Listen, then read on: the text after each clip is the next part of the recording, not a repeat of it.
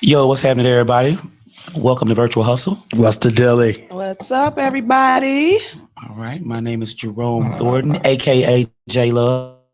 And this is Calypso. Hey, yo, this is Ted today on the scene as usual. Of course. Indeed, If I ain't in the house, I'm right outside. Oh, for sure. Well, happy Mother's Day to all the beautiful mothers out there, to all the hardworking mothers out there, all the patient mothers out there. I mean, there's really not enough adjectives, in the Webster's dictionary to define a good mother. So, happy Mother's Day. Yeah, happy Mother's Day. I mean, yeah, to all mothers. I'll say thank you on behalf of all of us. Where are you speaking for everybody now? Yes. She's a good mother, so we could accept it. Absolutely. I mean, right now we can't give her no slack about that. No. Not at all. Right. Hey, but we got a very, very, very, very good show tonight. We got some very interesting topics. Oh, yeah. Larry Wilmore got invited to the White House Oh, goodness. and made one of the most horrible speeches ever. And then at the end of the speech, he says to our president, Barack Obama, "We did it, my nigga." I mean, it sounds funny when you say it, though. You know what I'm saying? But at the same time, though, we did, though. We did kind of do it, though. I mean, So what's the problem? I mean, well, I just think that, this is not the time or place to actually display that type of conversation. Okay, I mean, that's I'll just agree me. with you on that. It is time, place. It was kind of expected, if you know what I'm saying, believe it or not. You know what I'm saying? Like, even from, you know what I'm saying, our people and others. Right. But what kind of damage do you think it did? I mean, well, we'll get into that when we get into the topic, because this next topic we got Okay, going on. I'll wait. Check it out. I know, but this next topic, guess what? Bruce Jenner, this month is gonna be like his 30th anniversary where he competed in the Olympics, and supposedly I think he won some gold medals. Uh-huh. And as a result of that, basically Sports Illustrated wants to show some appreciation to what he contributed to, sports. But at this point in time, Bruce Jenner is no longer Bruce Jenner. Right. He has made a transition as Caitlyn Jenner at this point in time.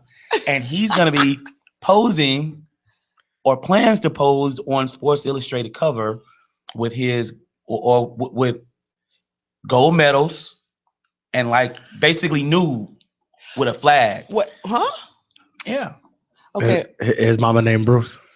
I'm gonna call him Bruce. I'm gonna call him Bruce. Well, I mean, it's more not really about Bruce, but it's about transgenders and how the disservice that they're thinking that Bruce is doing when he's not talking about real issues. Yeah. Some people think that he's just attention seeking.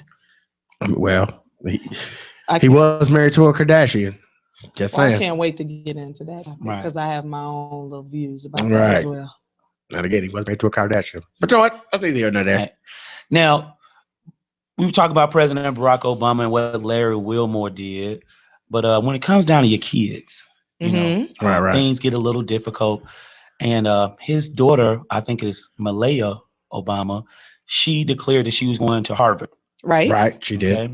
She did. Harvard. Well, Harvard accepted her. She just made the announcement. Right. Congratulations to Malaya. Right. Congratulations. And as soon as she made that announcement, Uh-huh. they posted the information on Fox News' Facebook page, and these people went in on her, Why?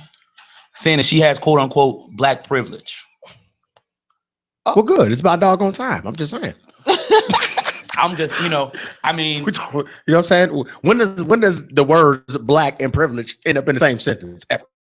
Right. I'm just saying. Well, if Right. she got black privilege, then can I get some of that? I want some black privilege. well, on top of that, what she also decided to do is to take something that's called a gap year. Right. Right. Okay. I mean, I've never really heard of this, until now. But I she took have a gap year. No, I'm saying I tried it. My mom wasn't going. Okay. Well, we'll get into what a gap year is. Right. Right. I got kids, so I completely Why understand more what the people gap should year do is. it, or why they shouldn't do it. Absolutely. Now, Yeah, because that's a trying year. That, you know what I'm saying? Those 12 months they can make or break you, It's real a talk. lot can happen in those 12 months. right. Now, you know what? I was on the phone with a young lady the other day.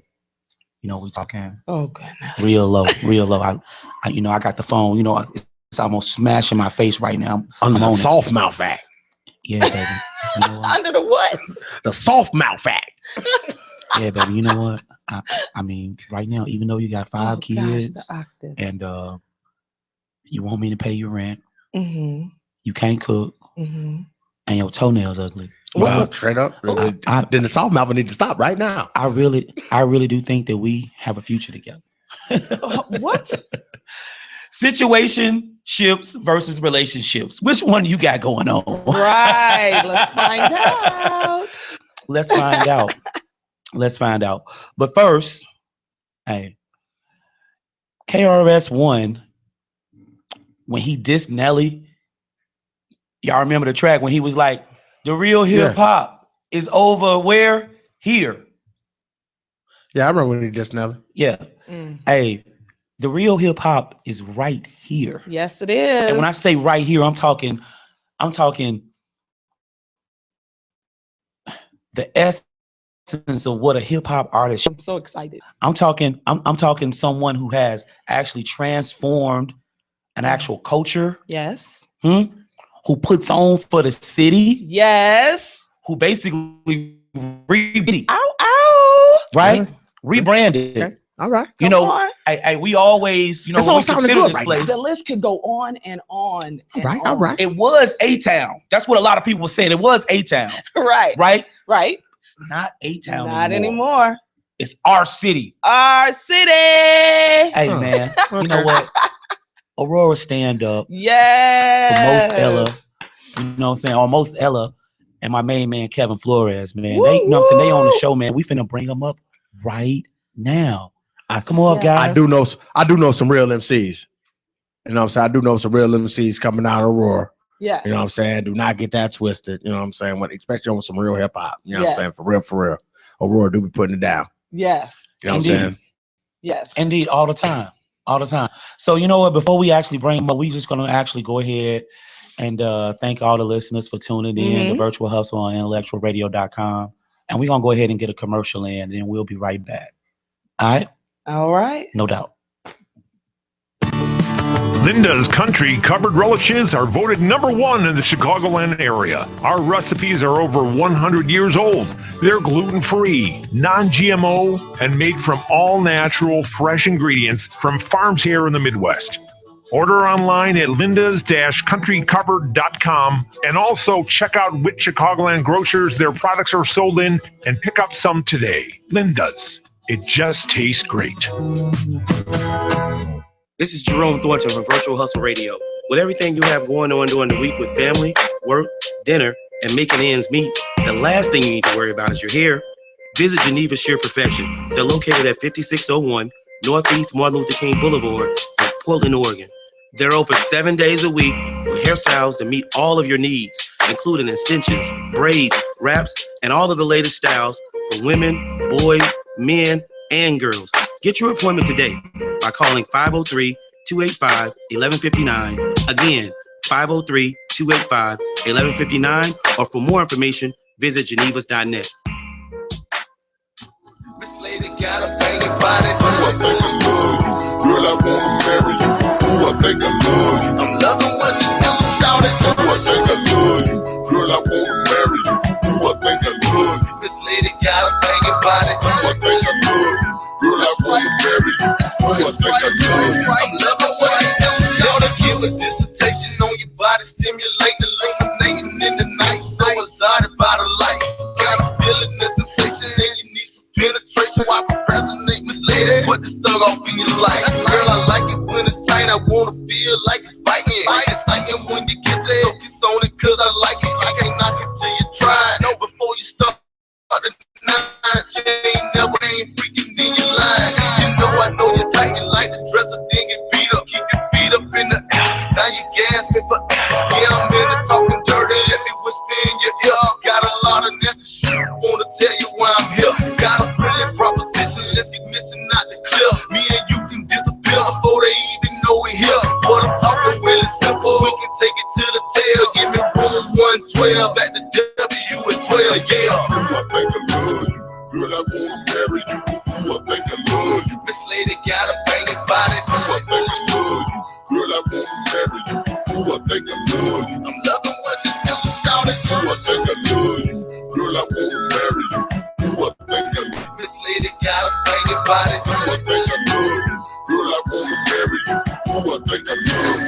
having you, everybody. Welcome back to Virtual Hustle on IntellectualRadio.com. Yes.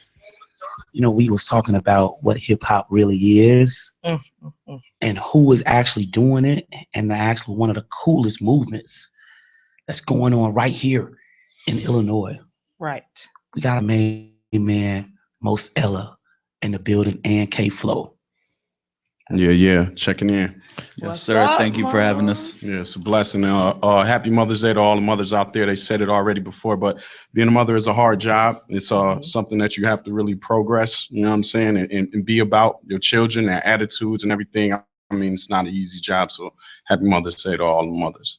And let's not forget, some mothers do got to be mother-like. You know what I'm saying? Raise other kids, straight up. Absolutely. We here because of them. Mm-hmm. Absolutely. Yes. Well, I am so excited. I've been anticipating this interview because I know these guys personally. I've followed them for a long time. I know the work ethic that they have. So I'm excited to for the world and for all our listeners to just hear more about what you guys have to offer, what this movement is all. So just take some time, Mose, and just tell us what our city is, what Elite is. Tell us a little bit about where this is coming from and where it's going. Well, it's deep, you know. Just to say first off, it's kind of like, you know, I've seen Brooklyn do it, seen Harlem do it. That's New York City. Then you see Atlanta, you know what I'm saying, and they really band together quite well. You know, they get along, you know, and all of them when they first really started out, you know, wasn't just Outkast, but you know, when they really started branching out with the acquisition of T.I. getting so high into his superstardom, you know, he was working with everybody. And I see that, you know, I see that in everybody that has ever been successful in music. They really put on for the place that they live, you know, and I think that's a big deal. I think that's important for, you know, Aurora to do because we have a lot of talent. I feel like, you know, not arrogantly or biasly, we can compete with almost anybody lyrically. Sure. And I feel like it's important that we really stand up and be one for each other, because beef really gets us nowhere. You know, beef, I mean, it's a lot of time you can spend on beefing with an individual that's in the same city as you, and you waste all your energy on that. And it's negativity and something that we really don't need. So our city united is just something that, you know, as artists, it's important that we stick together because, you know, say somebody from outside of the town, you know, come and want to start beef with one individual, and everybody's got to stand up and let, you know, be a representative of this dope culture that we have, you know, and I think it's important, you know, just personally. You know, that is a real talk. That is very important. You know what I'm saying? I'm, you know, just coming from Elgin, you know what I'm saying? We used to have that same feel, like, you know what I'm saying? Like, we supposed to be us, you know what I'm saying? Like, there's no reason why it should be any kind of conflict in between any kind of cliques. You know what I'm saying? Within your own, because let's be real, y'all all come from the same place. Right. Like, it's like fight with your brother in your house. Exactly what I was about to say. It's a family. We have to stand with each other as a family and be there for each other, because if not, then the first artist that's going to really, really pop out of somebody that's going to come back and be like, yo, this is where I'm from. They're going to just really take the opportunity to say, hey, I'm from Chicago, or they're going to represent something that, you know, we're not about, and that's going to be unfortunate. So, I mean, just as the president, as a leader, I can't let that happen. You know, I want everybody to be on one accord. So when it happens, you're like, hey, let's monopolize this. Let's have everybody under one umbrella. That way we bringing something back real ill to the community. Like, man, throw a party here. You know what I'm saying? And everybody coming out. That's nothing but family. We have to be that way, you know? So now we've talked to a number of artists, and that seems to be the consensus when they're coming from these small towns, is they can't band together. There's always cliques here and beef everywhere.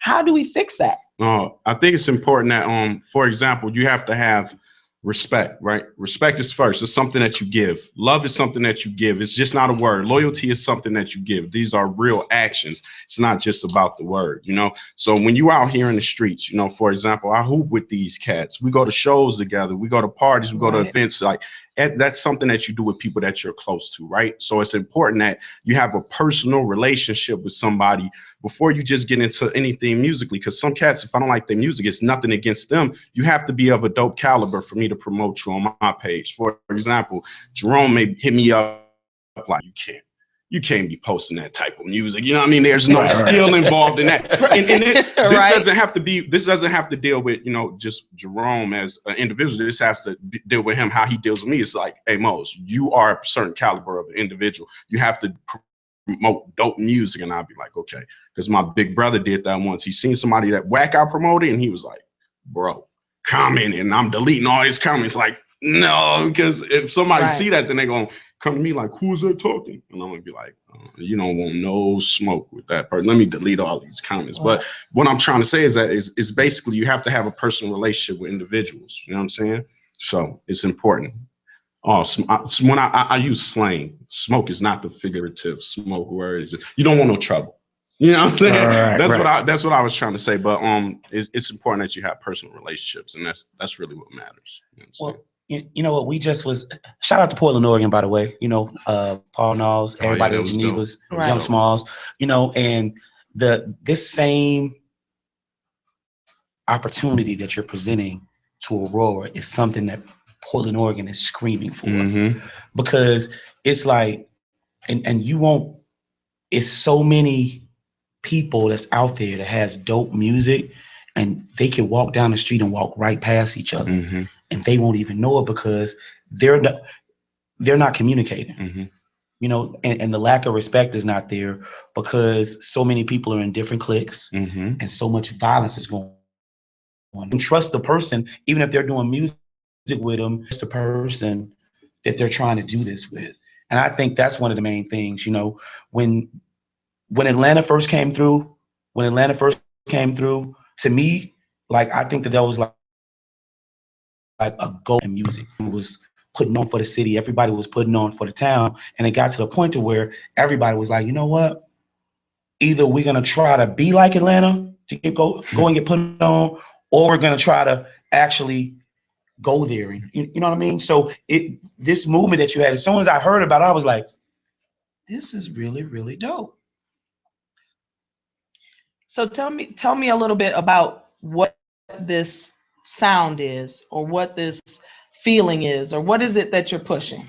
To me, I feel like the culture is important, right? So you develop something that's your own. Individuality is almost key to the success of a leader. You have to be the person that's going to run and push something that has never been done. There has been a successful R&B singer, in which I won't talk about, but there's never really been a truly successful hip hop artist that came out of Aurora. So I think it's very important to push the name. Our city is the name. That's something that it gives us individuality no matter where we go. Hey, where you from? Our city. Hey, I never heard of that. Where is that? It's outside of Chicago. Then that right there, that presents individuality for us. That makes us different. And now is in every dynamic. You got people that rap fast. You got people that rap slow. You got producers that make their own beats. That right there, that individuality, that sound that comes out of Aurora is going to right there, bing. Okay, I need this producer right here that's going to make me a beat. I've never heard anybody that makes beats like that, or I've never heard anybody that raps, and that comes straight from an underground hip hop scene. When everybody else said hip hop is dead, the underground hip hop scene survived that.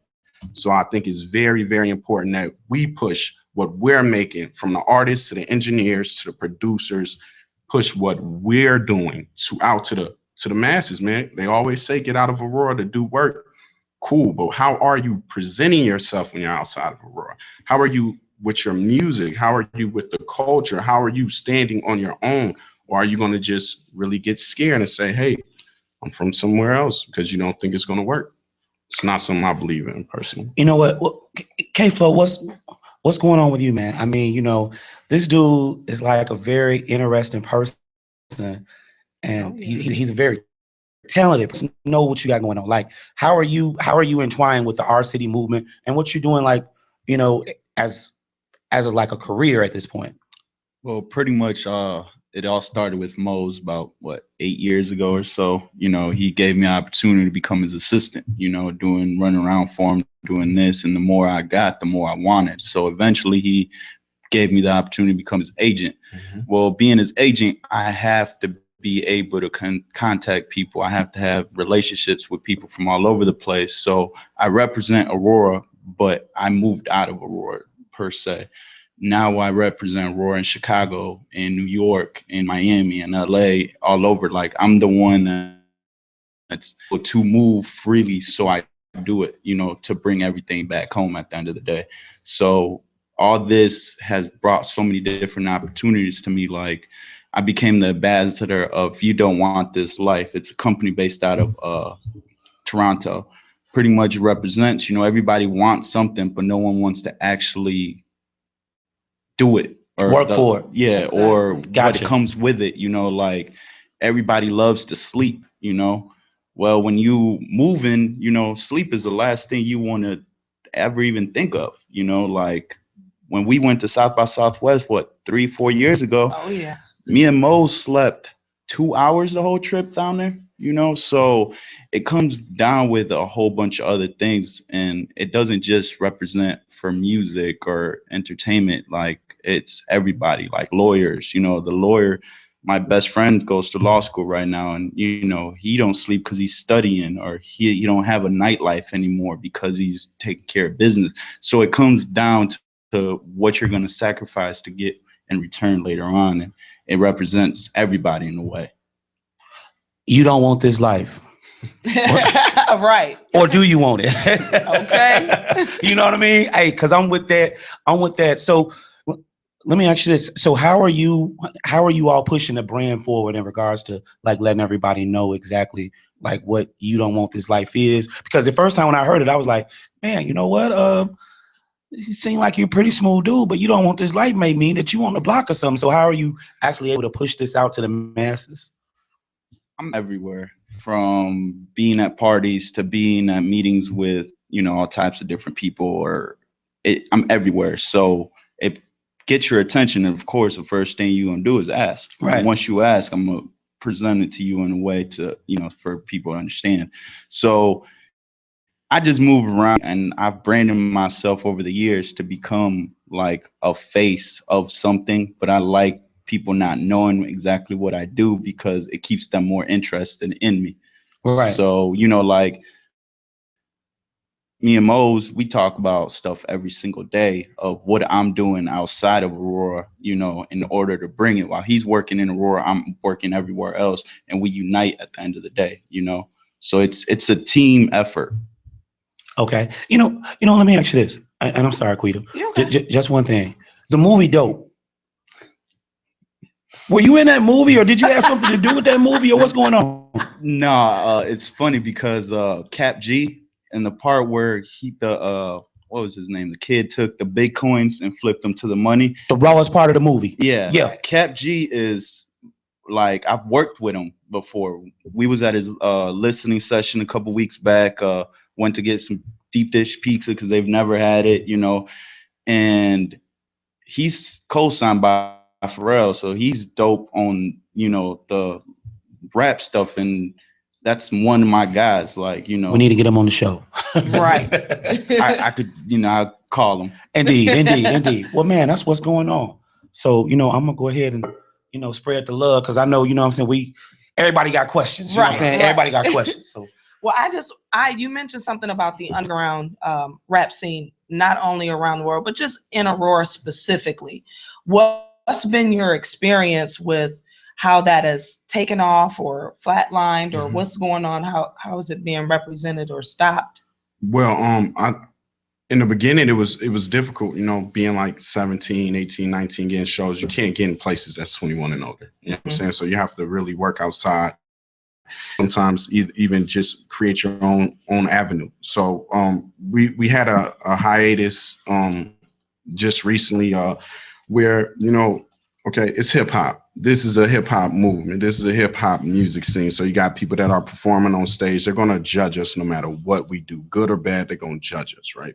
All they really care about as far as venues is if you can bring them money, right? That's just how business. That's the reality of the situation. Okay. Well, just recently, it's more so parties. They can be promoters, and our city movement is deep as far as the music go, and none of us can be there. Like, none of us have to be there at all. And if that party goes wrong, we're automatically judged for that, as if we were there and we weren't. And that's kind of hurtful towards the business and keeping the culture alive, because if a promoter who is inexperienced, and he throws a party and it goes wrong, then we get judged for that, and we're not even there. So they've recently shut down maybe 3 important venues out in Aurora that we were really living out of, really pushing the music scene out of. And it kind of hurts to see that when we weren't involved in anything negative. Like, I'm not bragging on myself. I really hold myself with a certain amount of respect. So I don't bring any negative energy. And if I see someone being negative, I'll approach them and I'll let them know, man, you got to go. You messing up everything for us, future events, and you're going to ruin the name of the artist or anybody that's performing. So I try to really be on top of that. And just recently they shut down venues for things that we weren't involved in. And that's hurtful because they haven't seen the great things that we've accomplished. They only see the negative. So when they see the negative, we all get shut out. Oh, you rap, you can't come here.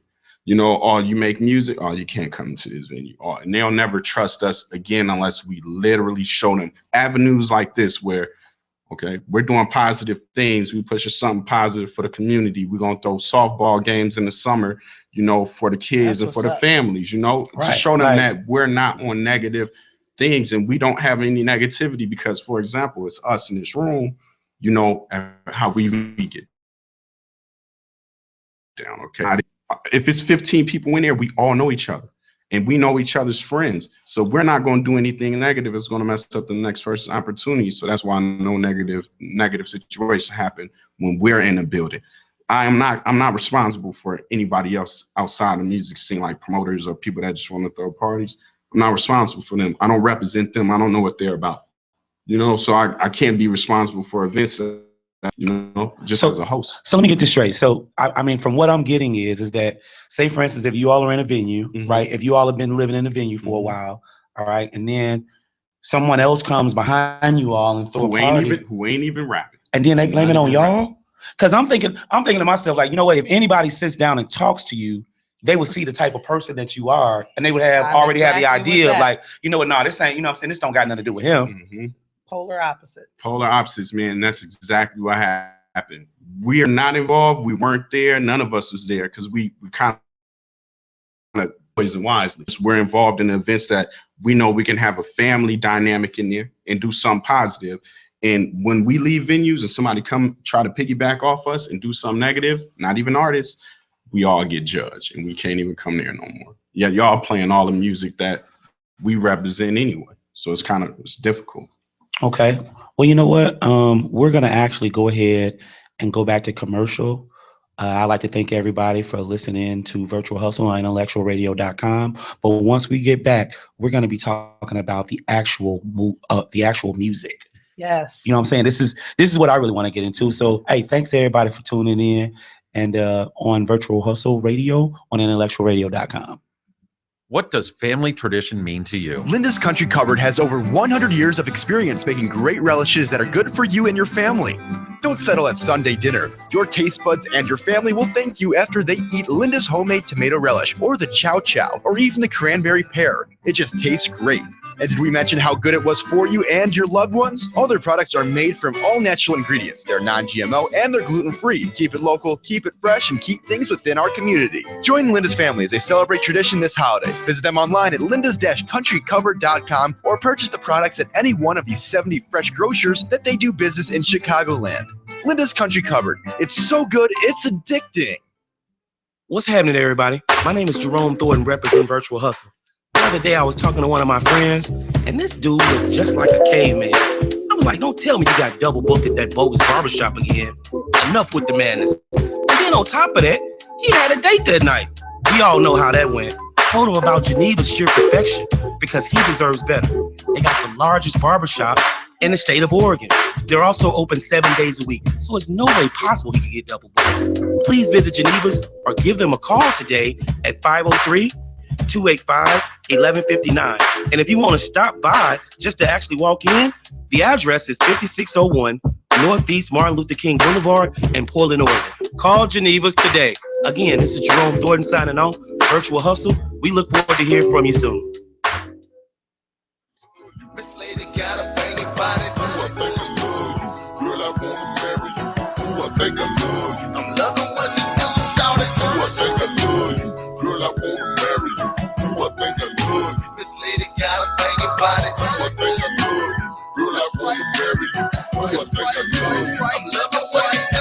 Shout out, give a dissertation on your body, stimulating, illuminating in the night. So excited by the light, you got a feeling the sensation, and you need some penetration. Why procrastinate, misled? Put this thug off in your life. Girl, I like it when it's tight. I wanna feel like it's biting. Exciting when you kiss it. Focus on it 'cause I like it. You can't knock it till you try it. No, before you start the nine, you ain't never been a freak. If you ain't freaking, then you lying. You know I know you're tight. You like to dress up, then get beat up. Keep your feet up in the air. Now you gasping for air. Yeah, I'm in it talking dirty. Let me whisper in your ear. Got a lot of nasty shit. Wanna tell you why I'm here. Got a friendly proposition. Let's get missing out the clear. Me and you can disappear before they even know we're here. What I'm talking really simple. We can take it to the tail. Give me room 112. Back to W at 12. Yeah. Ooh, I think I love you.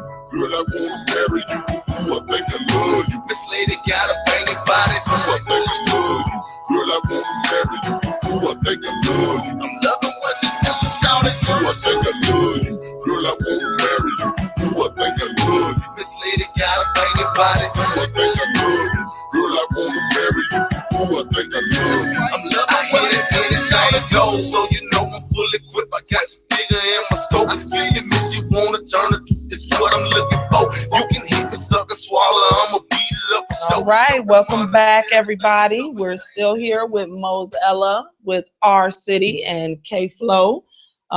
Just trying to continue our interview, trying to figure out a little bit more about what's going on with these fellas and their movement and what they're representing. We learned that before the break about the discrimination that you guys have been experiencing in Aurora, and what you're looking to do to, you know, try to change that and alter that vision that people have about our city and hip hop as a whole. But now I want to know about your music, because that's what it's all about. That's the heart. That's where it comes from. Right. If this is not even a shameless plug, you can find me on www.reverbnation.com/Mozella. That's MOZEELLA. That's all my music. All my music is on there, and it's free.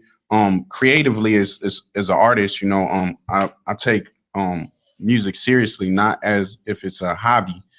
Just as like a painter would be, you know, with its canvas, you know, Sure. with the art form of it, period. It's nothing to really play with if you're really going to put something out there that, you know, kids may hear, or, you know, your loved ones may hear, or people that aren't even affiliated with you may hear. I think that you have to put a certain quality into your product in order for people to really, you know, understand where you come from, you know, the most important story to tell, you know. And I think that creatively, musically, that's really what I do. I try to, you know, put things into my music that people can feel, because let's just say rap music has lost its soul. You know, it's nothing in there that you can really feel on the mainstream nowadays. So I think it's important to really restore that feeling, you know. Let me ask you a couple of questions. Okay. Are you an artist? I am an artist. I call myself artist. I don't really call myself a rapper. I don't really like that. Are you a rapper? No. MC. I'm an MC. That was question number 3. Yeah. Are you an MC? Yeah. I'm an MC. You better believe that. Mhm. You know what I'm saying? Like, seriously, you know what I'm saying? I ain't 100% of a lot of things. I am 100% of hip hop, though. Oh my goodness. 100%. It's a blessing. So, you know what I'm saying? Just because, I mean, what a lot of people don't understand is, you know what I'm saying? I was going through the same struggle that you was going through. So, the one thing that always gets me with artists, you know what I'm saying? Because I could just go back and remember, you know what I'm saying? Just writing rhymes things. What do you do as far as your, like, writing process? Oh, man. My creative process will start from here until when I leave. Being in the car, being around your kids, being around your family, being around your lady, being the environment, moving around, I think is the biggest thing for my creative process. If I am stationary at any part of my life, I can't write. And that's not a lie. That's just really being honest. I have to view the world. I have to feel the universe. You know what I'm saying? I have to feel that energy.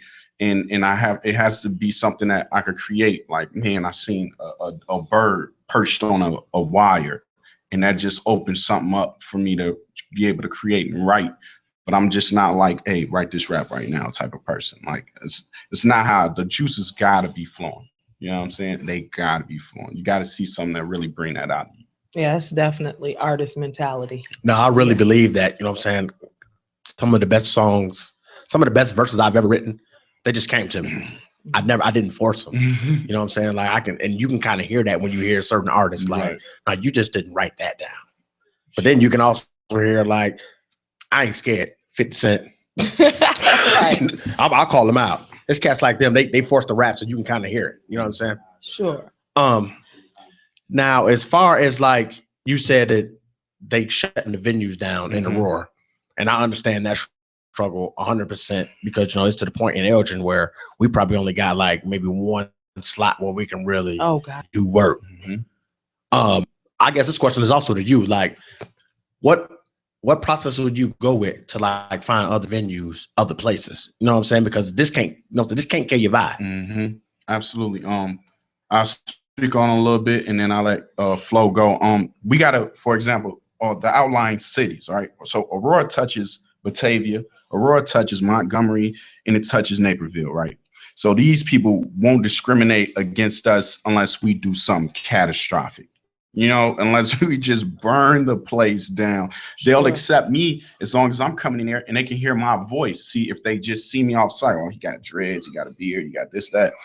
They may say no until I open my mouth and I'll just, hey, how are you today? You know, I was thinking about throwing a show here and I'm really interested. I can bring you some good business, but you know, first you can check out my links or you can check out my resume. You can see the things I've done. We have to touch these outlying cities to keep everything going. And then we can come back in. It could trickle back in once we have that. Okay, they've been here. They've been to Batavia. They've been to Naperville. They've been to Montgomery and nothing negative has happened because everybody can't do that. You know, what we've been doing outside and then it could bring us some business inside, you know? So that's important. That's how we got to keep it alive. Hit these outlying cities and bring it back home. Home court advantage. You know what I'm saying? What about you, K-Flow? Well, for me, it's kind of different because I'm not an artist. You know, I represent the business side of everything. So pretty much I'm everywhere, like I said before. So people don't know what nationality I am.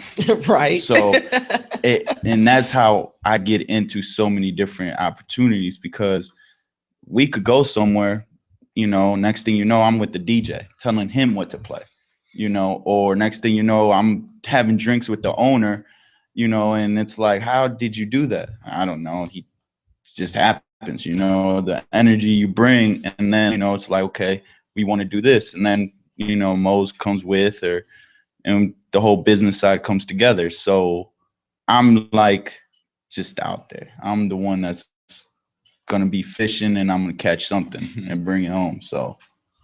And it's been pretty successful for you guys? It's worked so far. I mean, we've got to tune it up here and there with different, you know, avenues or different places we go to, but it's pretty much the same game plan everywhere we go. Okay. So y'all really, really, really believe that y'all don't got to leave home to actually blow. Oh, and I ain't saying that like y'all crazy. You know what I'm saying? I'm really like y'all really believe this. Let me kick some to you that's ill, right? Because it's give me an opportunity outside of my city. You see that we're talking about our city now, but it wouldn't be nothing without now. You know, everybody is the plug, but the plug ain't nothing without the outlet. You can't, what the plug gonna do if the outlet in the wall don't work? It ain't gonna work. You gotta be that outlet. This right here is an avenue in which my voice can carry over to people in different places. They can tune in from anywhere, you know, right now. So it doesn't necessarily have to be about blowing up as more as it has to be about having something that people are they want to invest in it. Oh, I heard about Aurora on Intellectual Hustle Radio. Oh, let me see what they talking about. Let me drive out here and see what their venue's talking about. You know, let me see what these artists are talking about. So my personal belief is this is my little brother right here, right? This guy works outside of Aurora. That's the way he has to be set up. My work is on the inside. So if we could put the spotlight on Aurora big enough, we don't really have to leave. We just have to spread the word, you know? It's just spread the word. If you go outside of Aurora, spread the word. That's all right. Low-key just gave y'all some game. Y'all don't even know Come it. on. Anybody want to call right now, they can call in to 708-223-8888. 8953. You know what I'm saying? Call in. You know, so we accepting all callers, all questions. I'm telling you, saying? he got this hat on. There's a lot up under there. You know what I mean? I ain't just a hat rat. It's my thinking cap. Absolutely. Gotta be the outlet, y'all. Don't just worry about being a plug. Be the outlet. So as far as your music goes, is there any direction in what you talk about that you are most comfortable with? If it's talking about love, or if it's talking about partying, or if it's talking whatever it is, there any direction that you feel most comfortable with or you're most drawn to? So you won't catch me just pushing songs, like just random songs that I create. I'm an album guy. If I can't create an album off the first song, then I'm probably not dropping no new music. I'm on that Dr. Dre with his production. He's liking this. So with music, it's kind of like with me, I have to have that energy. I have to have one song flowing into the next song, flowing into the next song, where all the energy is from, okay, we're going to start with a turn up, number one.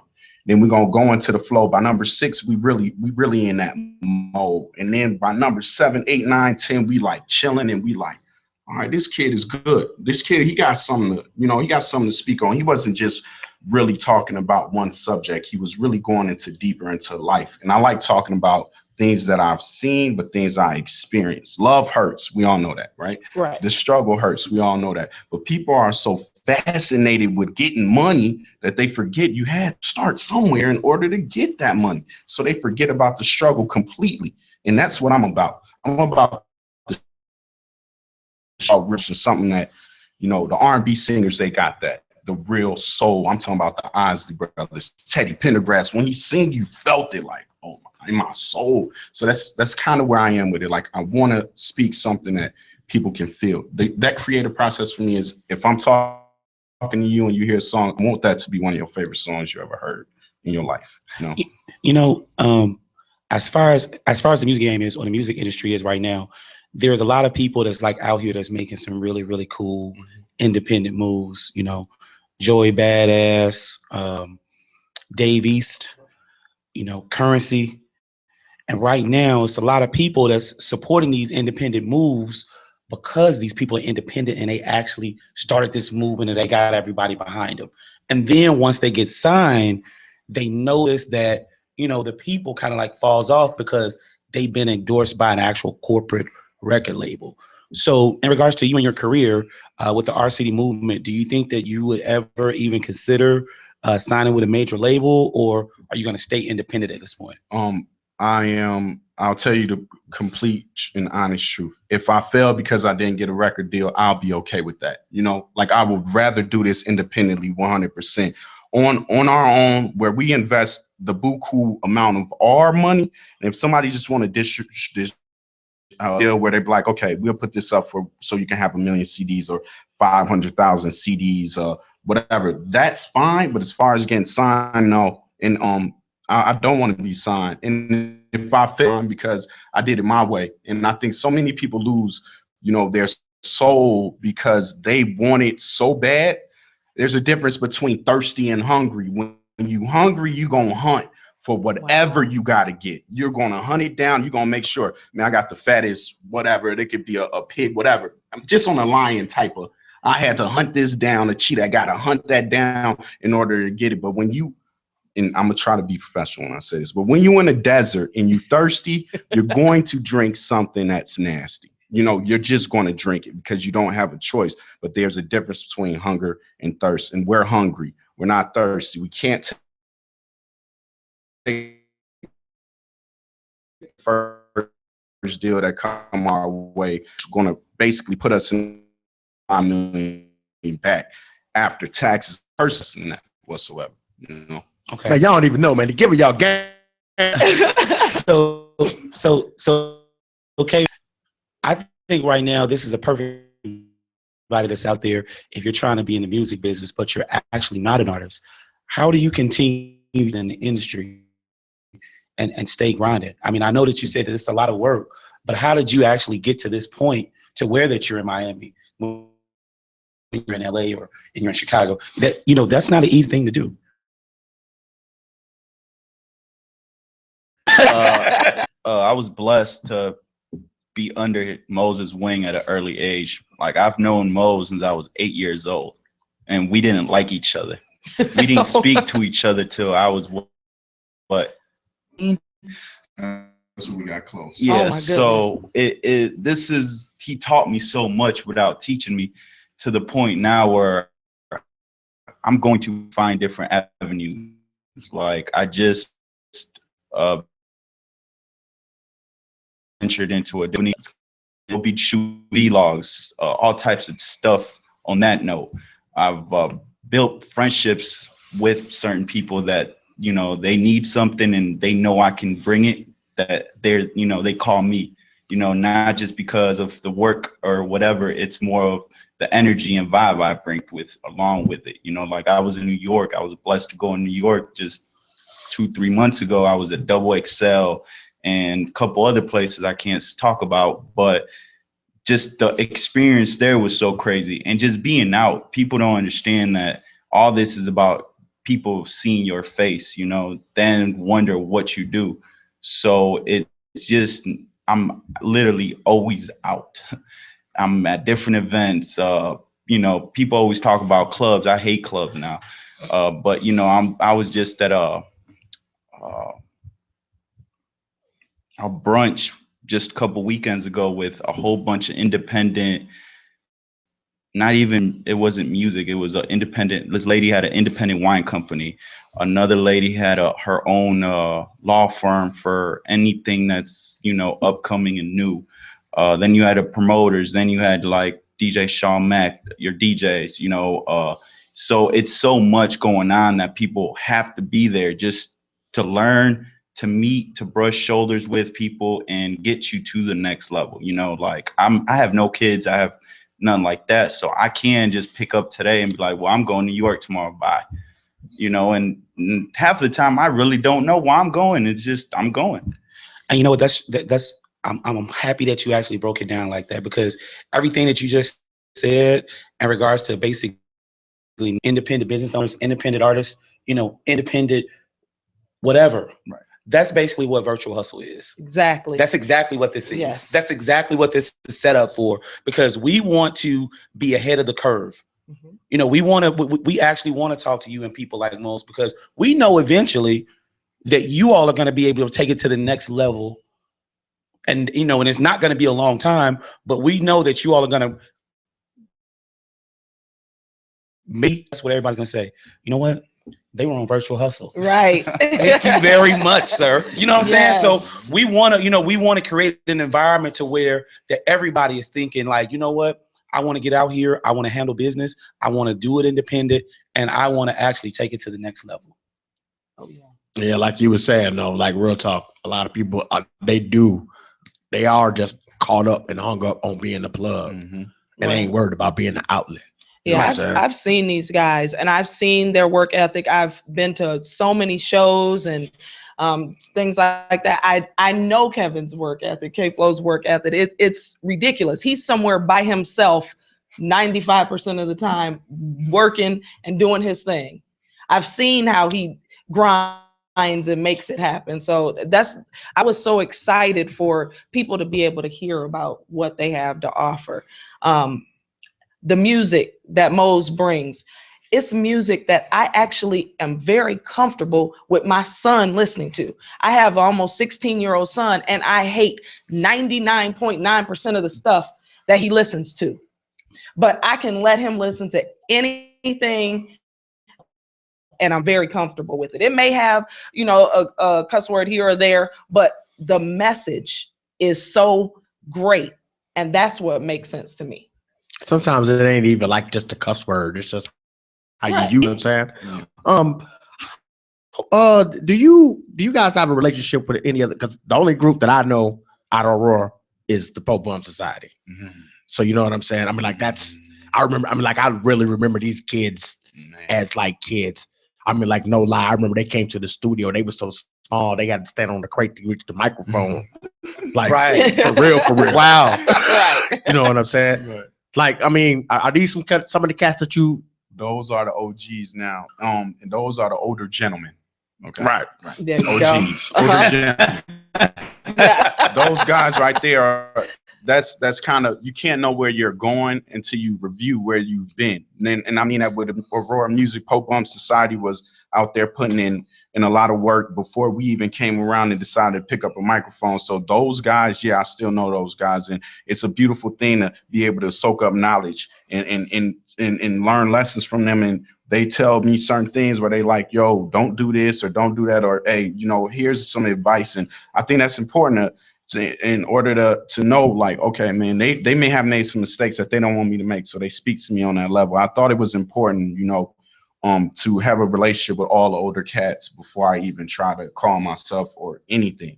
Is you have to have that relationship, or they'll shut you down real quick because they're nice lyrically. Periods. They'll shut you down real quick. Man, y'all don't even hear them. No, they really giving y'all game right now. Well, you know what? Before we actually go to commercial, I want to let everybody know that you're listening to Virtual Hustle on IntellectualRadio.com. Yes. This portion of the show is brought to you by Linda's Country Cupboard or Cupboard Relish. We are the best relish, or self-proclaimed best relish in Chicago. We have 3 separate flavors with 3 different types of heat. I know that it's summertime. For everybody that's out there that's eating hot dogs and bratwursts and sausages, step your lifestyle up from that nasty, nasty cucumber relish and come over to the tomato relish side. And when I say that, I'm talking about the chow chow, the tomato, and the cranberry pear. Again, this is Jerome Thornton representing Linda's Country Cupboard Relish. We're going to go ahead and pay a bill. And thanks again for tuning to Virtual Hustle on IntellectualRadio.com. Linda's Country Cupboard Relishes are voted number 1 in the Chicagoland area. Our recipes are over 100 years old. They're gluten-free, non-GMO, and made from all-natural, fresh ingredients from farms here in the Midwest. Order online at lindas-countrycupboard.com, and also check out which Chicagoland grocers their products are sold in and pick up some today. Linda's. It just tastes great. This is Jerome Thornton from Virtual Hustle Radio. With everything you have going on during the week with family, work, dinner, and making ends meet, the last thing you need to worry about is your hair. Visit Geneva Sheer Perfection. They're located at 5601 Northeast Martin Luther King Boulevard in Portland, Oregon. They're open 7 days a week with hairstyles to meet all of your needs, including extensions, braids, wraps, and all of the latest styles for women, boys, men, and girls. Get your appointment today by calling 503-285-1159. Again, 503-285-1159, or for more information, visit genevas.net. Miss Lady got a banging body. Ooh, I think I love you. Girl, I wanna marry you. Ooh, I think I love you. I'm loving what you do, shout it. Ooh, I think I love you. Girl, I wanna marry you. Ooh, I think I love you. Miss Lady got a banging body. Ooh, I think I love you. Girl, I wanna marry you. Ooh, I think I love you. I'm loving what you do, shout it. Give a dissertation on your body, stimulating, illuminating in the night. So excited by the light, got a feeling the sensation, and you need some penetration. Why procrastinate, Miss Lady? Put this thug off in your life. Girl, I like it when it's tight. I wanna feel like it's biting. It's exciting when you kiss it. So kiss on it, cause I like it. I can't knock it till you try it. Know before you start the night, you ain't never been a freaky thing, freaking in your line.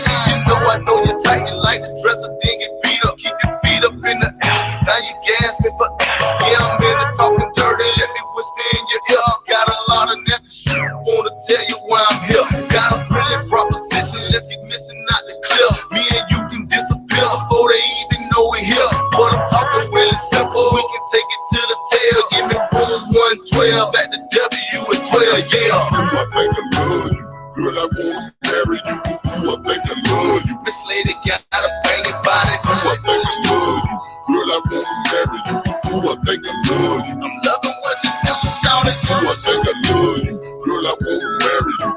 Ooh, I think I love you. Miss Lady got a banging body. Ooh, I think I love you. Girl, I wanna marry you. Ooh, I think I love you. I'm loving what you do, shout it. So you know I'm fully equipped. I got you bigger in my scope. I feel you miss you wanna turn it. It's what I'm looking for. Yo, what's happening, everybody? Welcome back to Virtual Hustle Radio. We're back with Mozella and K-Flow, our city. I'm so excited because I'm ready for to hear some music, something that you bring into the table, some of your heart. Mm-hmm. Tell us a little bit about this song we're getting ready to hear. Well, the first thing with the concept of the record, the song is called Slow Dance. And I believe personally, it's just a personal belief from observation. A lot of negativity happens at the end of the parties because they don't incorporate slow music anymore. Indeed. Oh my God. So you know that slow jams at the Yes. end of the night, it may have introduced you to your wife, or it may have introduced you to a girl that you fell in love with because Smokey Robinson was playing, or the Temptations was playing at the end of the night. And I feel like honestly that hasn't been incorporated to the end of a night in so long at any party. And sometimes I feel like that might be needed. You might need to throw on some Teddy Pendergrass, Turn Off the Lights, so these ignorant folks don't start fighting and they can focus on a woman in front of them and show her something that's nice, or show her that they're a different type of gentleman than she personally perceived before. Maybe he'll know how to approach her after he hears a slow song. Man, this song just gave me a cue. Okay, now I know how to approach her. Hey, do you want to dance? Can I have this slow dance with you? And oh man, that right there needs to be incorporated back into music as far as hip hop, because LL made, I Need Love and different songs like that. But it's kind of ushered back in, because if we can get that feel back, I promise you 90 to 95% of negativity at the end of parties will cease, because they're going to be thinking, oh yeah, I've been looking at her all night. Or she might be like, hey, I've been looking at him all night. Right. Let me approach him now. That's exactly the feel I had. That LL, I Need Love. When Hey, dog, you should start charging about an hour, man, because the game shouldn't even be free like that. No doubt about it. No doubt about it. One of the top interviews we did. No doubt about it. No doubt about Most that. definitely. All right, now we're about to get into the song here. What's it called again? Slow Dance. Nobody has ever heard this. Is a world premiere right here. Y'all the first ones to have it. On Virtual Hustle on IntellectualRadio.com. Let's go ahead.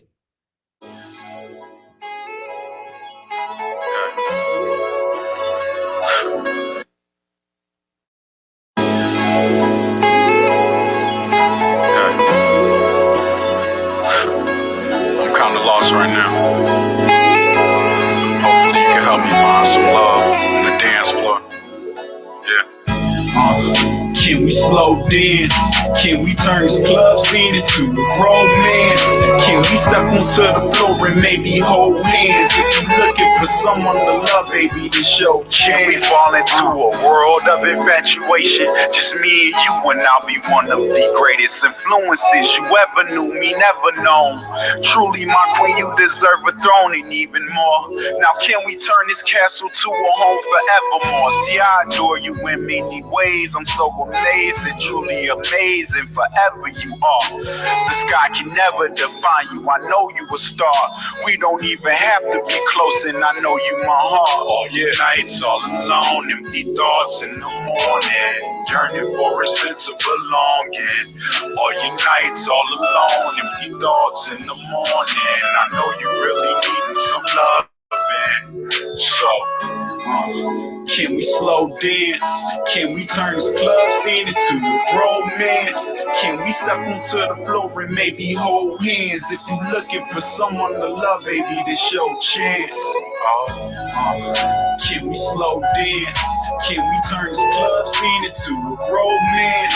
Can we step onto the floor and maybe hold hands? If you looking for someone to love, baby, this your chance. Can we step into a love with no limitations? Just me and you with no worldly concern of others, never minding what they do. It's a blessing you here for me. It's important I'm here for you. We must focus to make it work. I want to learn to dance with you, making music forevermore. Your love is my favorite tune. As beautiful as the morning, as warm as the afternoon. And tonight, since I'm with you, can I sing a song to you?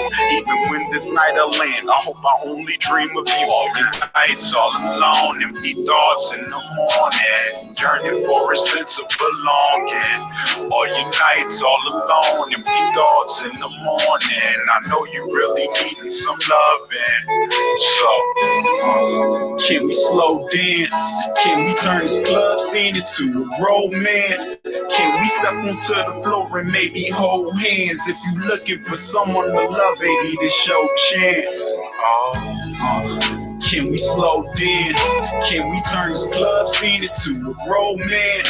Can we step onto the floor and maybe hold hands? If you looking for someone to love, baby, this your chance. We stepped onto this floor and it just seemed to come alive. We stepped onto this floor as if it was just you and I knew that we would get here from the moment you arrived. You see, it's something about your eyes, your mind, and your thighs.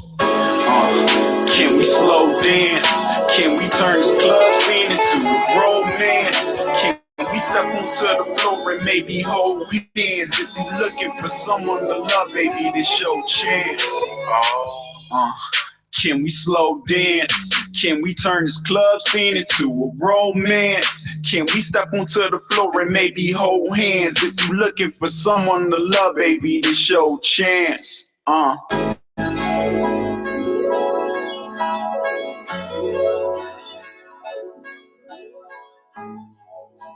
Yo, what's happening, everybody?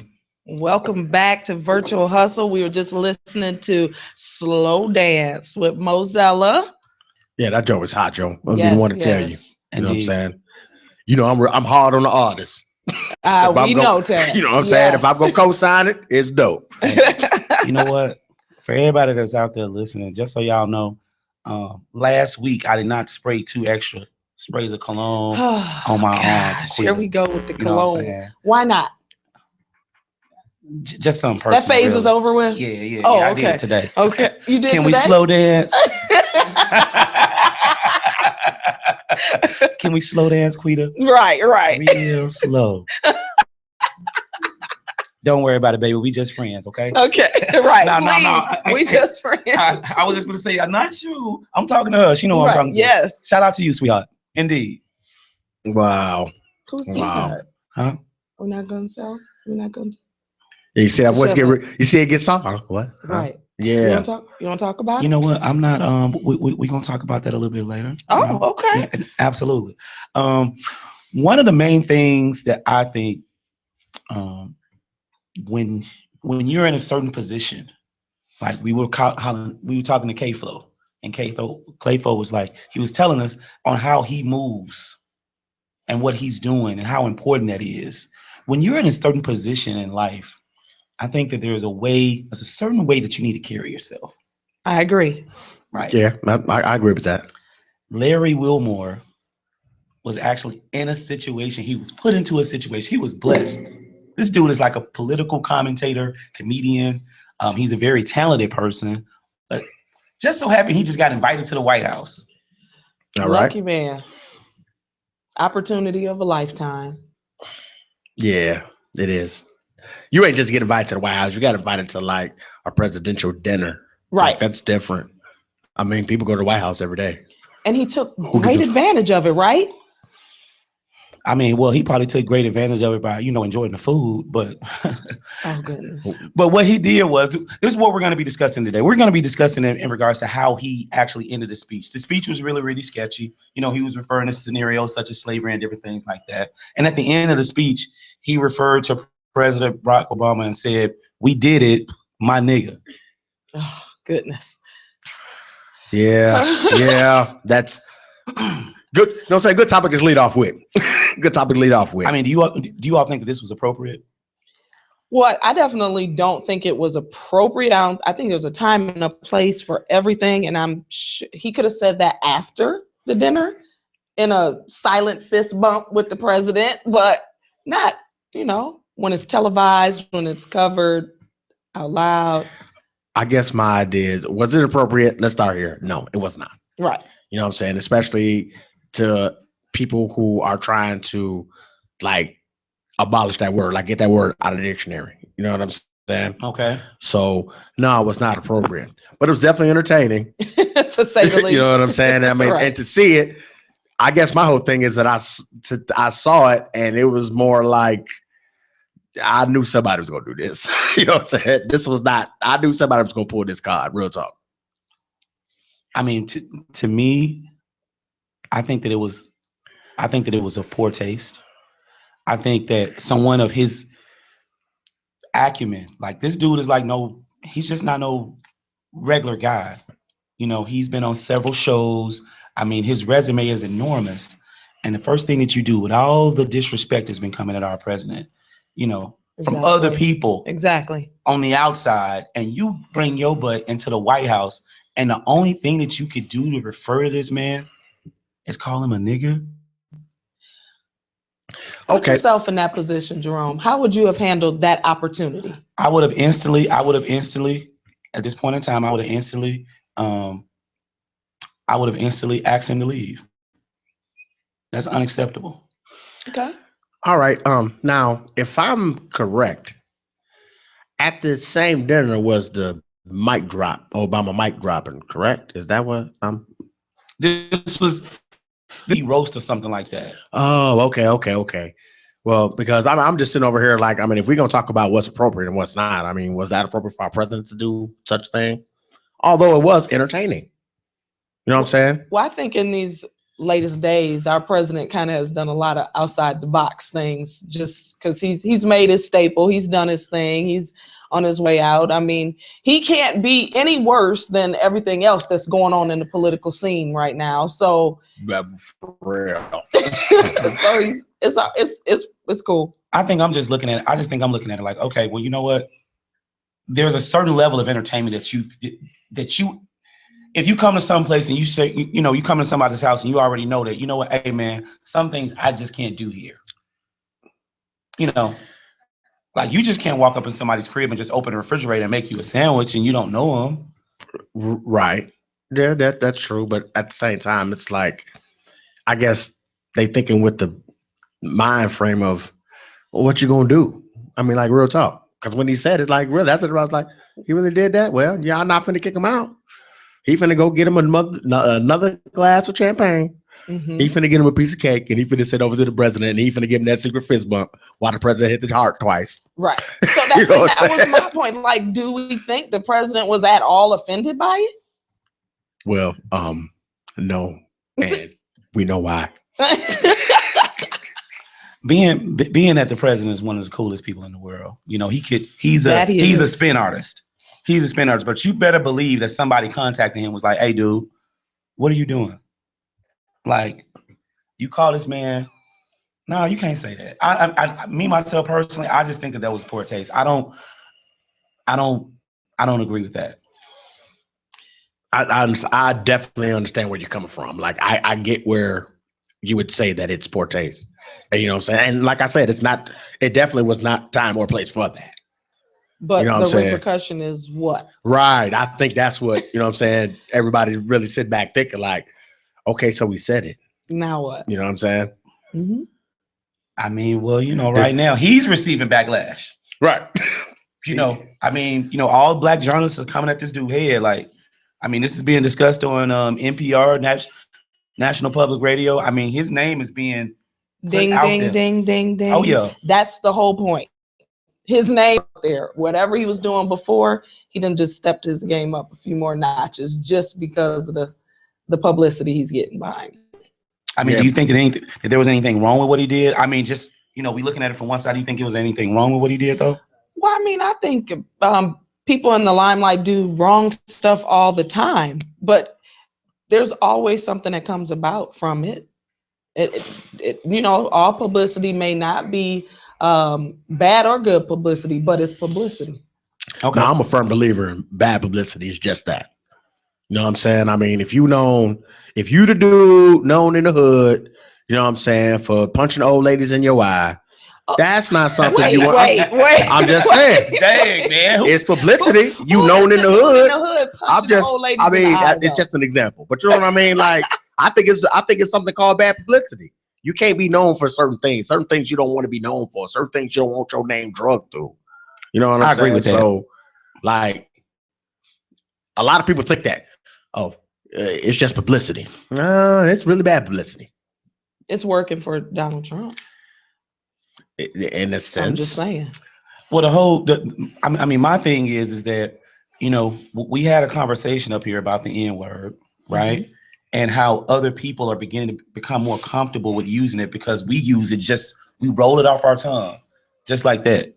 You know, so when you're in the White House, and this is the most powerful building almost in the world, and you just roll that off your tongue, and everybody gonna be like, well, you know what? Maybe it's okay for me to say that then. If he just said that to the president.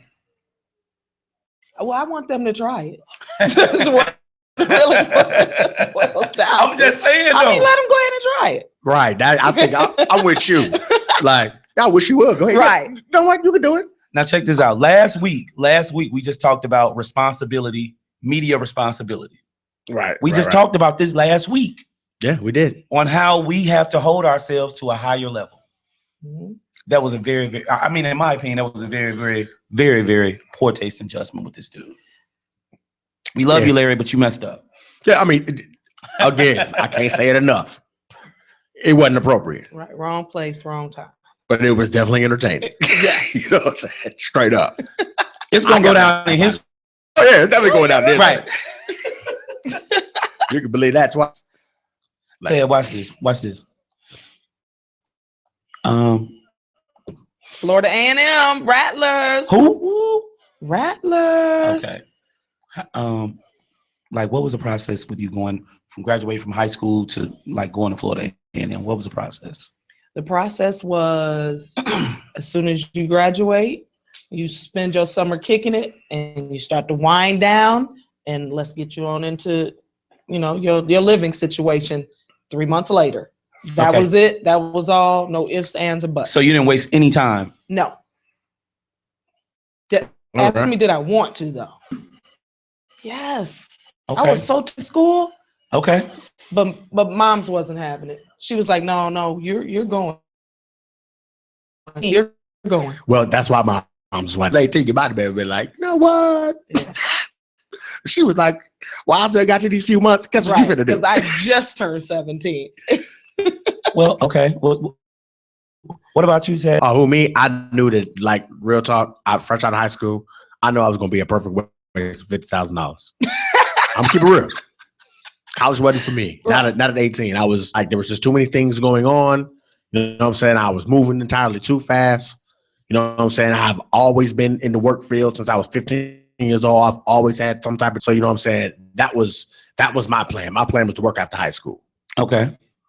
Well, I mean, I always had a goal to go to college. That was like my whole big thing. I wanted to be like this really, really successful businessman, and I wanted to have my degrees and make my mom proud. So I always wanted to go to college, but when I got there, I noticed that it was, you know, it was a little bit difficult, you know, because I mean, it just was. But I enjoyed it. Oh yeah. But I think that more time to do different things and actually experience the world before I made it there, I would have been a lot more, college would have been a lot more adaptable for me. Malia, okay, please forgive me. Malia Obama, she just got accepted in Harvard. Wow, that's a feat in itself. Absolutely. Right. Harvard only accepted 5% of their applicants this year. She was one of them.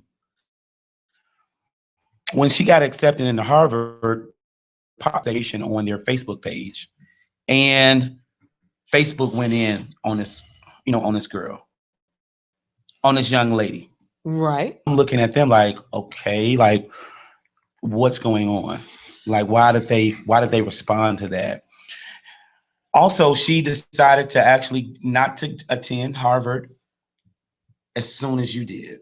Right, as soon as she graduated from high school. She's taking something that's called a gap year. That would have been nice.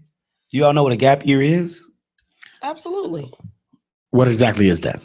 When you take that time off, that 1 year after you've graduated high school, fresh, instead of going into your freshman year, you take that whole freshman year and you do something else, explore, travel, what a lot of kids do before they head into that freshman year of college.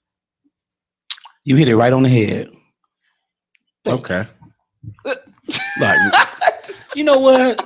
I'm gonna have to turn my, you know what I'm saying? I'm gonna turn this way so you can smell the cologne a little bit more. Oh my gosh, here we go with the cologne. Oh, but anyway, you know what? They went in on her. And this brings up two questions. Should we start to have our kids to practice actually doing the gap year? Because supposedly that that's how you're going to get pretty much explore a lot of different opportunities and to broaden your horizons as an actual person. So that way, when you go there, the transition will be a lot better.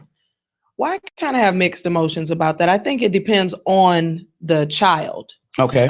Because there are some kids that are leaving high school just because that's when their time at school expired, but they're just not mentally prepared for what it's going to take, the vigor of a college program.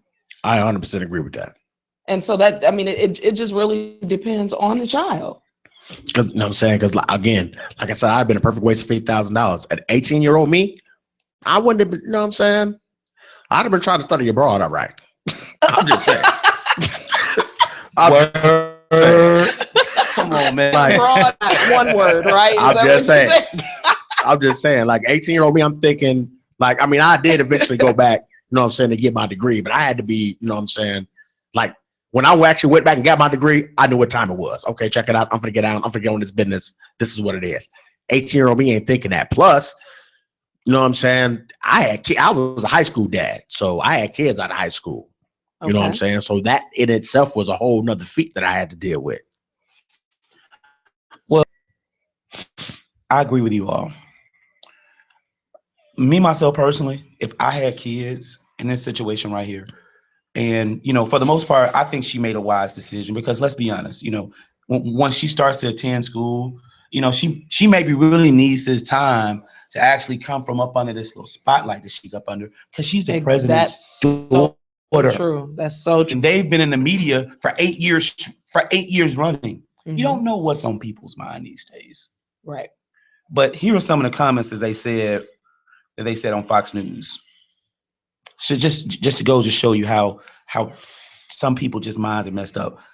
One person wrote, "Who gives a crap about this little monkey?" Oh, really? Oh, yes. I mean, come on, man. And then it says, wow. And then they go on to say, first, her parents never earned anything in their life. It was always given to them. Yes.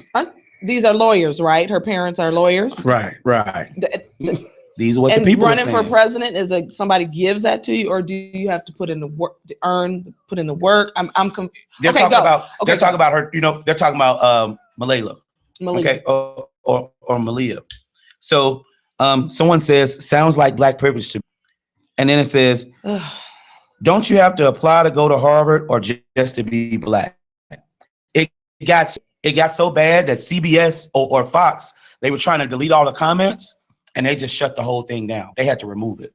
That's just a disgrace. You know what? I mean, like, seriously, you know, it's always a point. It seems like every show where I get to a point where I'm like, you know what? I wish I could cuss right now. I wish I could do this now. Who are those people? You know what I'm saying? Like, for real. Like, I mean, who would even, like, when it's all said and done, we're talking about a 17-year-old child here. Right. Who got into one of the most prestigious schools in our country. Mm-hmm. Real talk, in the world. Right. And y'all gonna sit here and like leave these type of comments? Like, who does that? Who okayed this type of behavior? I mean, but that's just the ignorance of the people of the world. I mean, no, none of them have done any research into her studies in high school, what she's done, balancing the fact that she is a first child. Right. With her studies and everything that goes along with the stresses and the strains of being a president's daughter. That's hell in itself. And if that stuff were to come out, they probably see that she is very well deserving of that position and that acceptance. I would say this: whenever you're trying to go to a prestigious school like that, you have to have somebody to endorse you. Mm-hmm. You have to have someone to endorse you, or basically, you know, someone that's in a very, very high position, or they really have to have a very, very high background. And I heard one of these people mention, you know, on the comments here, you know, about black privilege. You know what? If I'm the president of the United States, you dang gonna write my daughter get into Harvard. Or wherever she wants to go. Point blank period. Harvard, Howard, FAMU. I mean, you know what? Who's gonna say no to her? Joliet Community College, whatever she want to do. Right. All I'm saying is that black privilege Let's call it what it is. What's black privilege? I ain't never seen being anyone shot at first. Right. You know, being told, you know what, we gonna work you twice as hard and you're gonna make twice as less money than your counterpart over here. Right. You know, these are some of the things I don't want. The only privilege that I want is probably Hennessy privilege, if anything. Right. On the real. I'm with that. Right. But you know what, though? I want to thank everybody for listening to Virtual Hustle on IntellectualRadio.com. We're going to go ahead and take a break and pay some bills. Indeed. Thanks again for tuning in. When we come back, we're going to be talking about Caitlyn Jenner. Oh, goodness. What does family tradition mean to you? Linda's Country Cupboard has over 100 years of experience making great relishes that are good for you and your family. Don't settle at Sunday dinner. Your taste buds and your family will thank you after they eat Linda's homemade tomato relish, or the chow chow, or even the cranberry pear. It just tastes great. And did we mention how good it was for you and your loved ones? All their products are made from all natural ingredients. They're non-GMO and they're gluten-free. Keep it local, keep it fresh, and keep things within our community. Join Linda's family as they celebrate tradition this holiday. Visit them online at lindas-countrycupboard.com or purchase the products at any one of these 70 fresh grocers that they do business in Chicagoland. Linda's Country Cupboard. It's so good, it's addicting. What's happening, everybody? My name is Jerome Thornton, representing Virtual Hustle. The other day, I was talking to one of my friends, and this dude looked just like a caveman. I was like, don't tell me you got double booked at that bogus barbershop again. Enough with the madness. And then on top of that, he had a date that night. We all know how that went. I told him about Geneva's sheer perfection because he deserves better. They got the largest barbershop in the state of Oregon. They're also open 7 days a week, so it's no way possible he could get double booked. Please visit Geneva's or give them a call today at 503-285-1159. And if you want to stop by just to actually walk in, the address is 5601 Northeast Martin Luther King Boulevard in Portland, Oregon. Call Geneva's today. Again, this is Jerome Thornton signing off. Virtual Hustle. We look forward to hearing from you soon. This lady got a banging body. Ooh, I think I love you. Girl, I wanna marry you. Ooh, I think I love you. I'm loving what you do, shout it. Ooh, I think I love you. Girl, I wanna marry you. Ooh, I think I love you. This lady got a banging body. Ooh, I think I love you. Girl, I wanna marry you. Ooh, I think I love you. I'm loving what you do, shout it. Give a dissertation on your body, stimulating, illuminating in the night. So excited by the light, kind of feeling the sensation, and you need some penetration. Why procrastinate, Miss Lady? Put this thug off in your life. Girl, I like it when it's tight. I wanna feel like it's biting. Exciting when you kiss it. Focus on it 'cause I like it. I can't knock it till you try it. No, before you start the night, you ain't never been a freaking brain freaking in your line. You know you're tight. You like to dress a thing and beat up. Keep your feet up in the air. Now you gasping for air. Yeah, I'm in it talking dirty. Let me whisper in your ear. Got a lot of nasty shit. Wanna tell you why I'm here. Got a brilliant proposition. Let's get missing out the clear. Me and you can disappear before they even know we're here. What I'm talking really simple. We can take it to the tail. Give me room 112 at the W at 12. Yeah. Ooh, I think I love you. Girl, I wanna marry you. Ooh, I think I love you. Miss Lady got a banging body. Ooh, I think I love you. Girl, I wanna marry you. Ooh, I think I love you. I'm loving what you do, shout it. Ooh, I think I love you. Girl, I wanna marry you. Ooh, I think I love you. Miss Lady got a banging body. Ooh, I think I love you. Shout it go, so you know I'm full equipped. I got your figure in my scope. I see you, miss, you wanna turn it. It's what I'm looking for. You can hit me, sucker, swallow. I'ma beat it up for show. Yo, the monetary thing become a change. There's a no, touching lanes. Get from a pro. I'ma fall out in the to that, then we can smoke. Falling out the shame that they don't know. Heavy changing down the range to run a train through your door. Cherry red jeans, straining monkey hanging to the floor. So them bees gon' go hard until I'm drained and explode. Let me see you do this triple, baby, slide down the pole. Let me feel you grip it, shout it, grind on the slow. Put her up and let her roll. She can come up out the clothes. You can go ahead and get naked, shout it. Then you got a banging body. This can be a secret, ain't nobody gotta know. We can turn it to a private party. I can't wait till we get started. Ooh, I think I love you. Girl, I wanna marry you. Ooh, I think I love you. Miss Lady got a banging body. Ooh, I think I love you. Girl, I wanna marry you. Ooh, I think I love you. I'm loving what you do, shout it. Ooh, I think I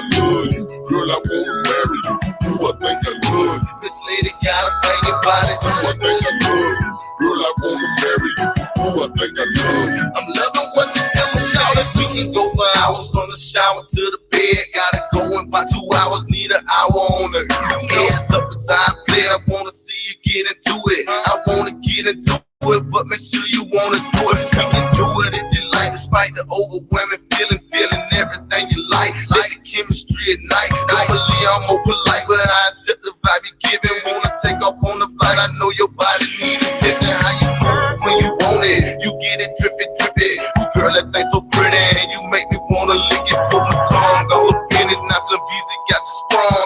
You're number one fan, and I demand that you from the window to the wall, on your stomach, on your back. You can push it wide open, let me see you bring it back. All to know how I'ma act, it's a fact that I'ma kill it. What position do you want it? Cause I wanna run up in it, yeah. Ooh, I think I love you, girl, I wanna marry you. Ooh, I think I love you, Miss Lady got a banging body. Ooh, I think I love you, girl, I wanna marry you.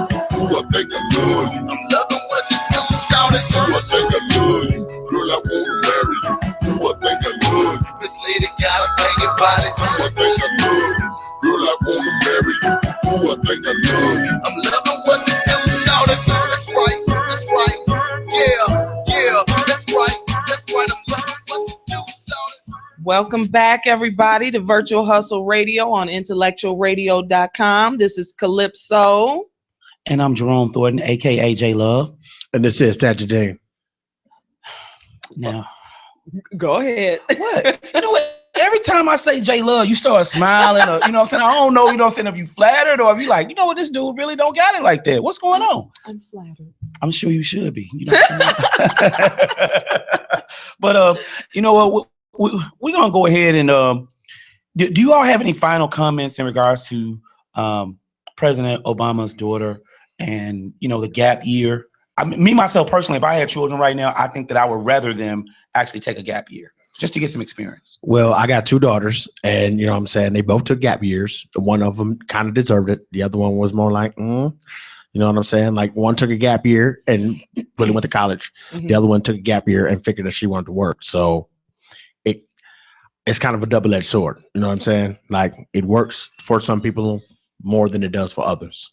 You know what? And I actually encourage a gap year as well, just because there are things that I know now, ways that I can find my wealth assignment or find my passion that have nothing to do with a college education.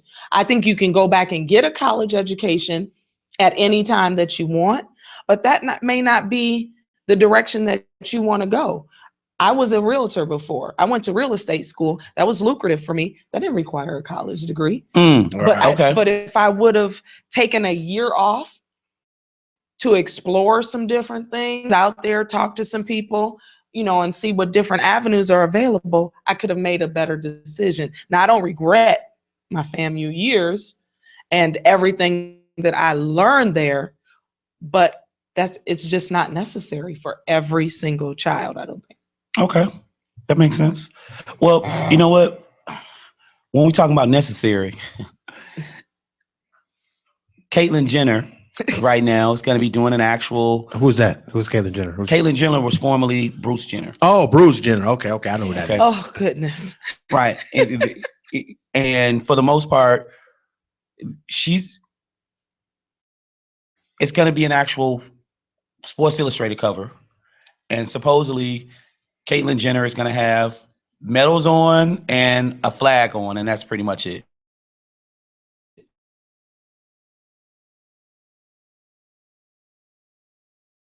That's what the hell. Sure, if I actually want to see that. Well,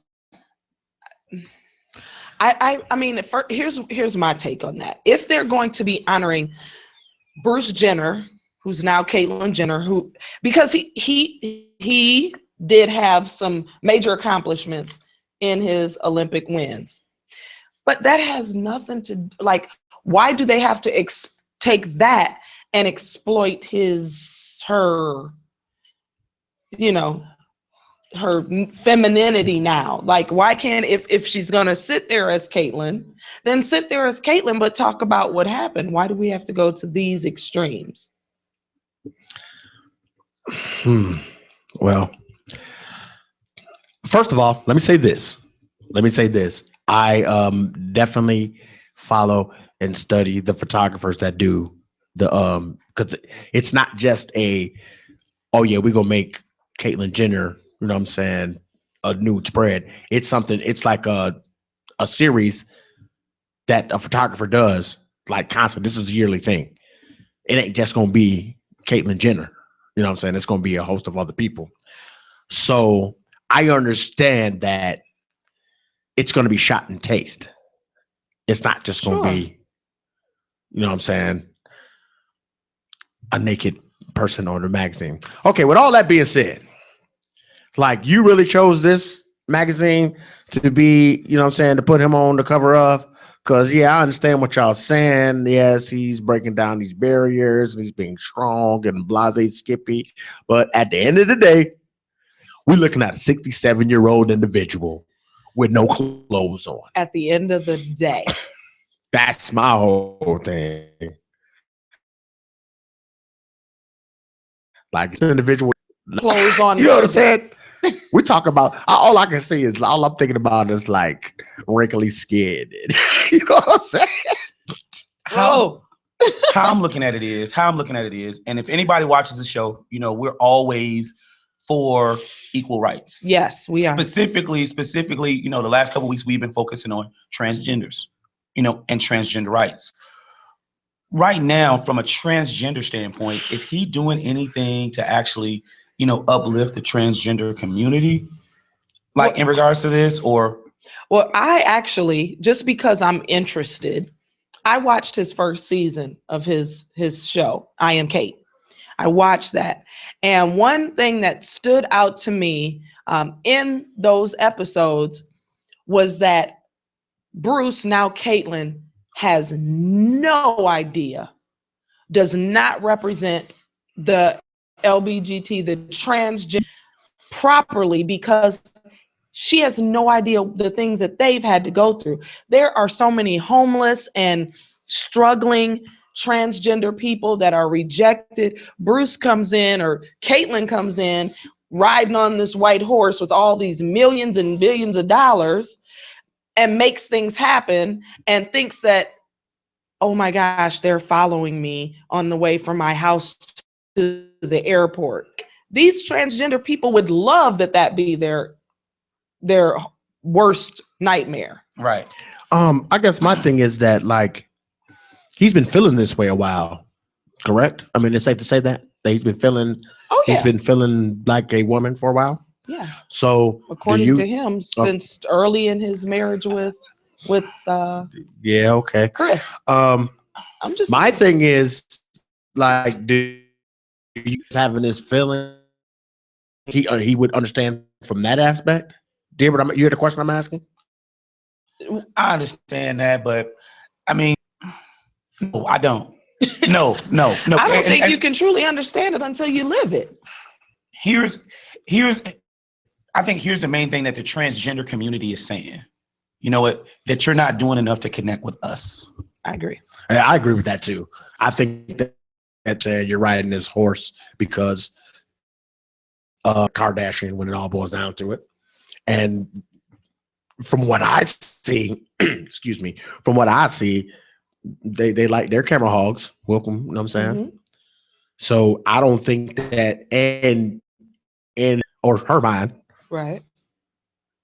They're thinking that I'm on this platform and I'm finna just be the spokesperson. When you ain't really got down and grinded with the and that's exactly how they're on the show. You cannot properly represent us just because you have money. You have like 5 or 6 transgender girlfriends, and you think that you can represent us. And Caitlyn herself determined and said, I wasn't prepared for this. I can't even really relate to the things that you guys. Fairness, and in all fairness, I agree, you know, because he didn't actually come out and self-endorse himself and say that, you know what, he's going to be the savior for all transgenders and he's going to make things right. And this, I think, it's the community more and saying, well, you know what, you have to do more, because right now you put yourself in this position because of who you are and who you came out and you said. Me, myself, personally, I'm going to be honest with you. You got 6 kids. Right. You have 6 kids. You were married. Right. At this point in time. A couple times. And right now, I think it was a very, very selfish move for him to do what he did.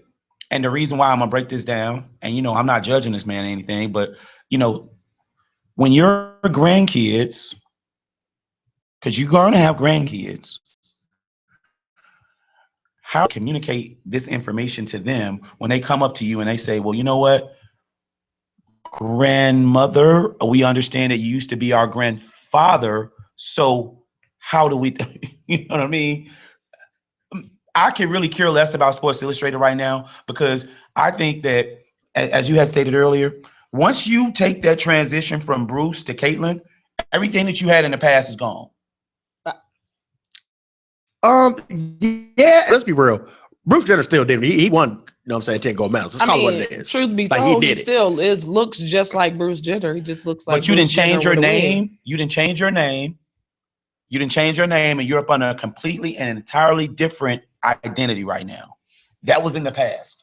It's over with. You know what I'm saying? You started anew, so let that be what it is. You can't have it both ways. Oh, okay. I definitely understand what you're saying. Like, real talk. You know what I'm saying? I guess my thing is like, you know what I'm saying? Numbers don't lie. You know what I'm saying? History is history, and he's in the books. So for that, he should be honored. And just because you decided to become, you decided to be a transgender individual, or I'm sorry, I can't say decided because he did. Just because you transitioned.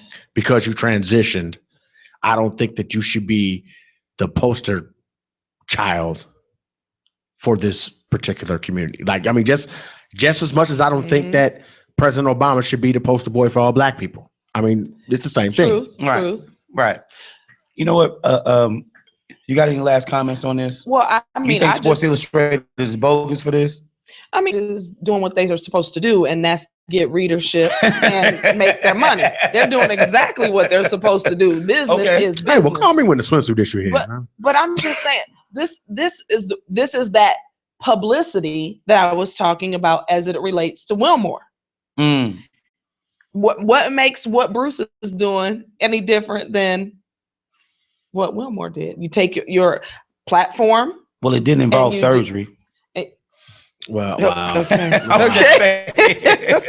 He did reach his pocket for that one, didn't he? Yeah, right. I did that. But hey, okay, go ahead. Go ahead. No, I just was that what makes either one of their publicity stunts better than the other. Okay, they definitely were stunts. I agree with that. What about you, Ted? You got any final comments before we go ahead and transition to the No, dun, dun, dun, dun. I think I touched on it. I think I touched on all the points that I wanted to touch on. You know what I'm saying? Right before we transition, I just want to let you all know, you all are aware that his wife posed nude for a magazine as well. Yes. Really and truly, I mean, this is just me. And like 2 of his daughters. This is just me. Right. I think right now that he's basically trying to do all of this to get back at his wife. That's just me. But hey, I think he was always feeling himself as a woman, and he's seeing these women doing all these beautiful, expressive women things, and now he's in a woman's mindset and body. And he want to embrace that. He wants to do all the things that he saw all these girls do, because he's definitely not decathlon or more. Well, let me ask you this: Do you think that Bruce Jenner was in a relationship or a situationship?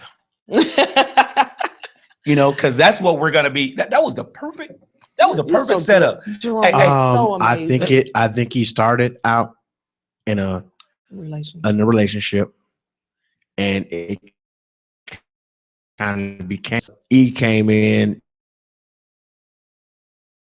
He entertained like yeah, we want to put these cameras. I think it became what? Well, let's see. Relationship, title. Okay. And that's very important to women. Yes. Hey, Puerto Rican mommy, how you doing? Oh, that's her. See? That's her. See? Hey, Puerto Rican mommy, that's her, right? That's the one. Look at you. Hey, Puerto Rican mommy, how you doing? Hey, girl.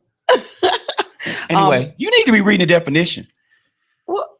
I think everyone has their own definition of relationship, but I think it's just dating with the intent on building towards marriage, building towards a future, exclusivity. That's what I think. That just an overall relationship. So what's a situationship? Situationship. So let's see. We're not gonna tell anybody we're seeing each other. We almost can't even go out together. You gonna pull into my garage, or it doesn't even always have to be that. See, kind of don't like it could. I don't really want any commitments, but I'm feeling you. I don't know where this is going. I don't have any intentions on settling down just yet, but you first start having, what I'm saying, you're young at the after hours spot or whatever you meet at, or what I'm saying, you ran across in the young demonstration, and what I'm saying, one thing leads to another, and now you're popping. And what I'm saying, right now we just, what I'm saying, doing this because it's fun. What I'm saying, yes. Wow, 6 months. Now where we at? And usually we're the ones that want to know. This is the situationship. That's situationship. I think it could be looked at it on another way. You know what? Have you ever heard somebody say, you know what? This person but really, really and truly, I like the way that they are with my kids. Okay. So, that person sticks around that person because there's a particular thing that person does that they just. Okay. That doesn't mean that they're actually attracted to the person.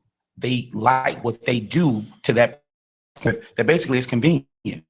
It's fulfilling a need. Exactly. At that moment. They're expecting this one thing from that person, and they're not really just like trying to grow with them or anything. As long as they're able to do that, then they cool. Then one time you're gonna hear this conversation, you're gonna come up and be like, you know what, really and truly, I never really liked you anyway. The only reason why I was with you because you did X, Y, and Z. Mm-hmm.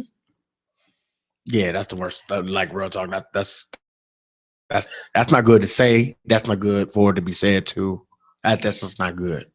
So where did this idea? Where did this idea of situationship come from, and how did it get so acceptable in the world?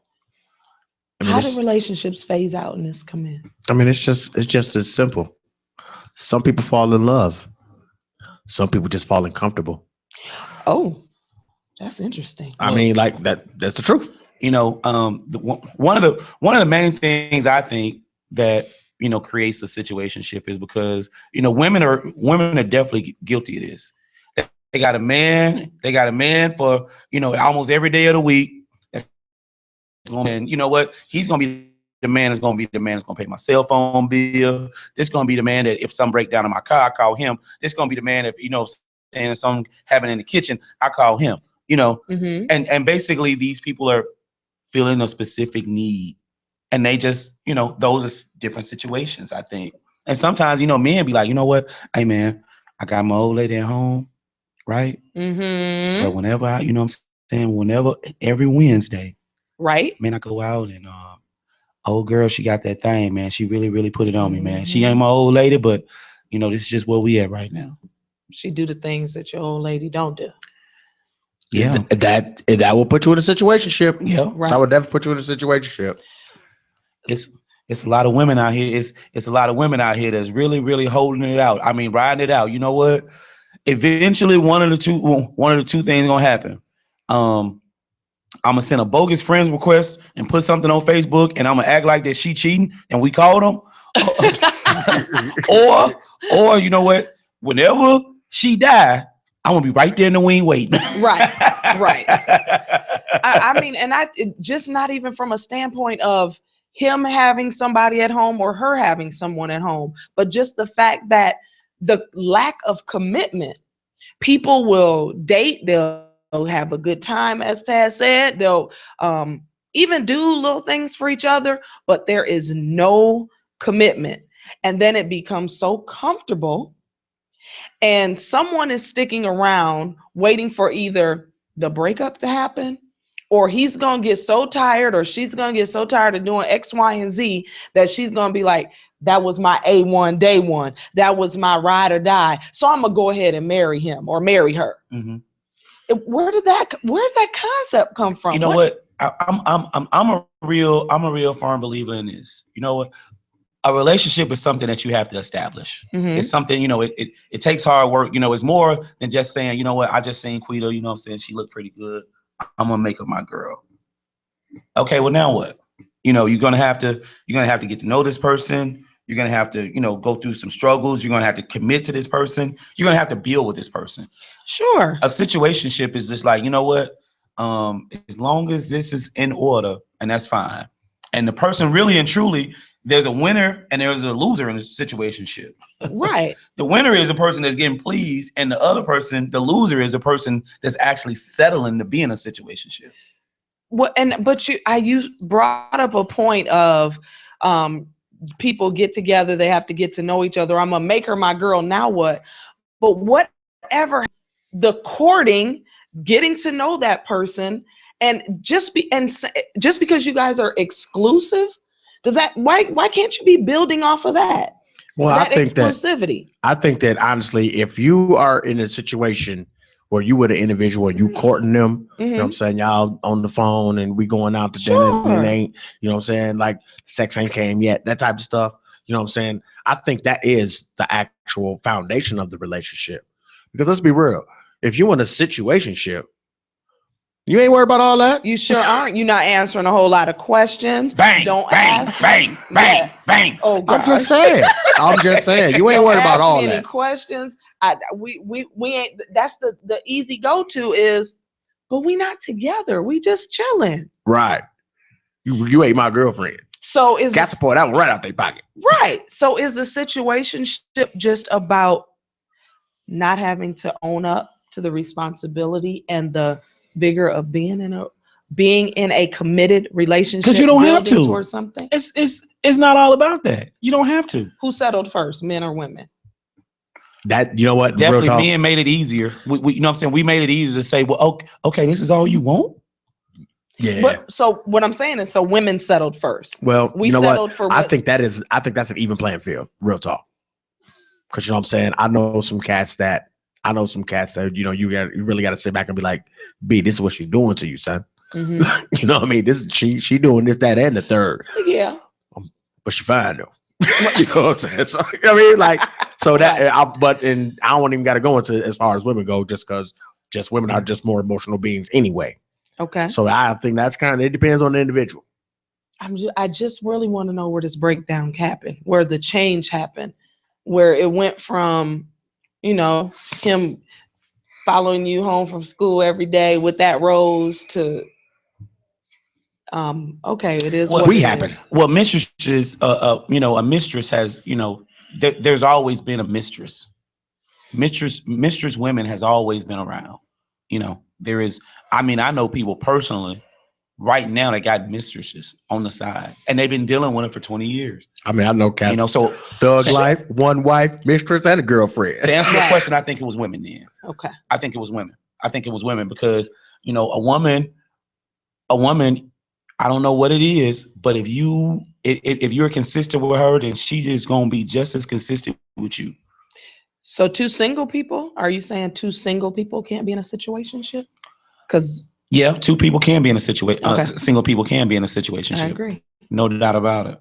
Yes. You know what? Now, see, this is what a player. This is what. Hey, come on, J Love. A lot of players out there love to see opportunities like this present itself. Like, oh yeah. So let me get this right. You ain't gonna be tripping. Oh, I'm telling you up front. This is what I want, and this is what it is. Right. So if anything happens, you don't have nothing to say. Yeah, that's if you agree to those terms, understand that you are now entering a situationship, and that's what it's going to be right to an individual fold. I think what the next question is, or I think what the next question should be is, what if you think that you're in a relationship, but you're actually in a situationship? How do you handle that? Well, first of all, there's some serious lack of communication if one person think they're in a relationship and another one thinks they're in a situationship, I'm not saying it doesn't happen, but somebody's not talking or somebody's just being extremely naive. Well, yeah, right. And that's something I can't say about women. Women want to know out the door. Wait a minute, where we at? Right. What is this? Mm-hmm. What this mean? Right. Who am I to you? Right. How are we moving throughout this situation? What's expectations? And what I've learned in my dating is as soon as those questions start to come up, oh my gosh, the roadblocks come up. That's where you get stuff like, huh? What? Well, we still getting to know each other. Hey, shout out to K Productions. You know what I'm saying? Everybody that was in the town last night, you know, we kicked it real, you know what I'm saying? We kicked it real hard. You know what I'm saying? It was but you know, so I'm at the party last night. Bar was kind of crowded, and man, I bought this beautiful woman a drink. Beautiful woman, you know, because I told her to order for me because I couldn't get to the bar. And I was like, you know what, I think that you deserve, you know, a shot of tequila as well. Jerome, you're such a sweetheart. Absolutely, all the time. Mm-hmm. But so she was like, okay. And you know, when we started talking, she hit me and she was like, well, you know, I don't have kids yet. Okay. I was like, you gonna drink this shot or what? What's going on? She like, you know, in the door. Like, that was kind of strange. I'm like, she was like, yeah, you know, I'm not having, you know what I'm saying? You know, I don't have any kids yet. And, you know, my clock is ticking. And I'm just like, okay, we went from a shot of tequila to you saying this. So, yeah, she definitely set the expectations. Yes. Like, yes. If you thinking it's going to be a one-night stand or anything, guess what? No. You're going to have to put this work in. Right. You're going to have to put this work in. But I think at times, you know, we are people. We know what positions we are in. We know personally, and you know it's just that what we allow ourselves to go through to it. Because I mean, I ain't gonna even lie. You know, what I'm saying, I was in a couple of situationships, and I was just like, you know what, wrong. Right. If you don't go ahead and go up there to the players DMV and put your players card back in action, man, you tripping. Well, and I've been in some situationships as well. But no, I can't believe that. Why? You know what? I ain't been in no situationships. I have been in situations though. Just saying. What we've gathered. I'm just saying. But you just reach a certain point where you're like, I'm not going to do this anymore. I'm ready to, you know, focus on that one person and building with that person. It could be somebody I just met. It could be somebody that maybe I did have a situationship before and we were really vibing. So are they fun? Are some situationships, are they fun? Absolutely.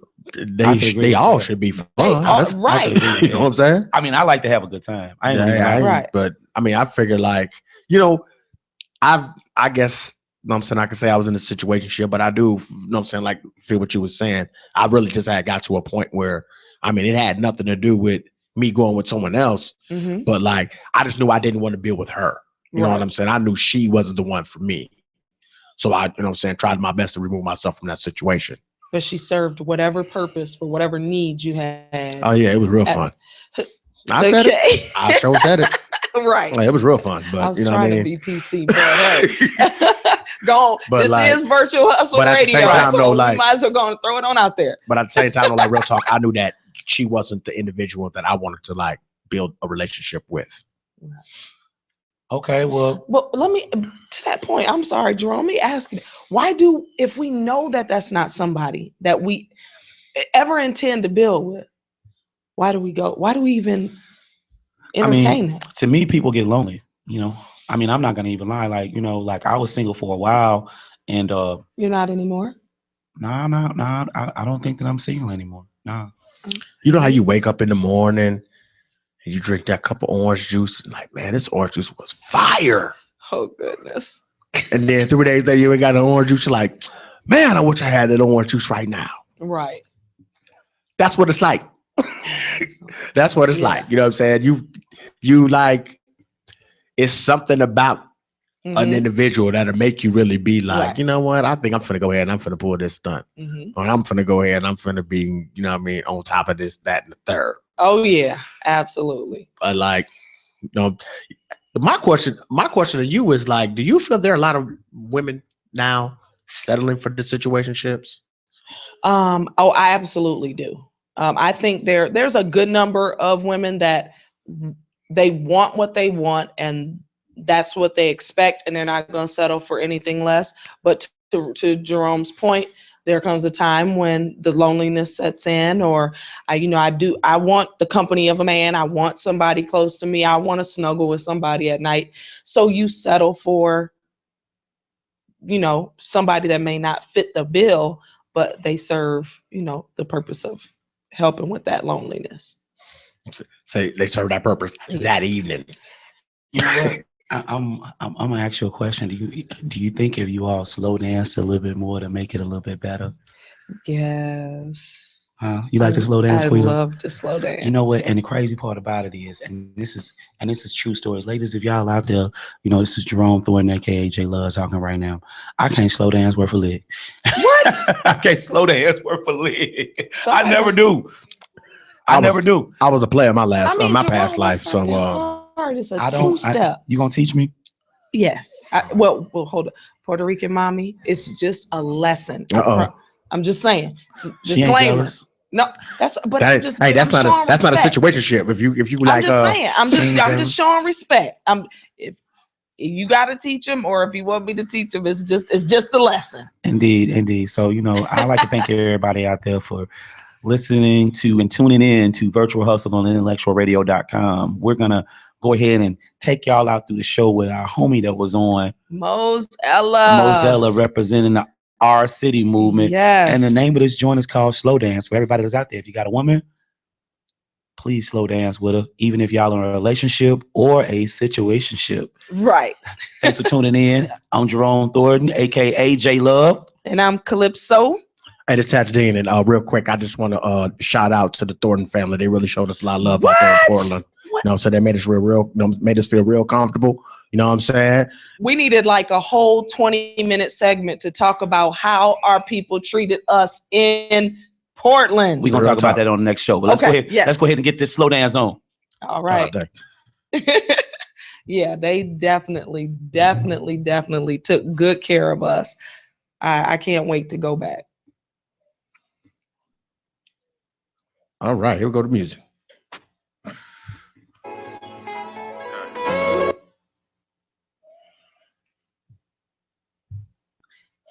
Technical difficulties. Give us just a second, everybody. I'm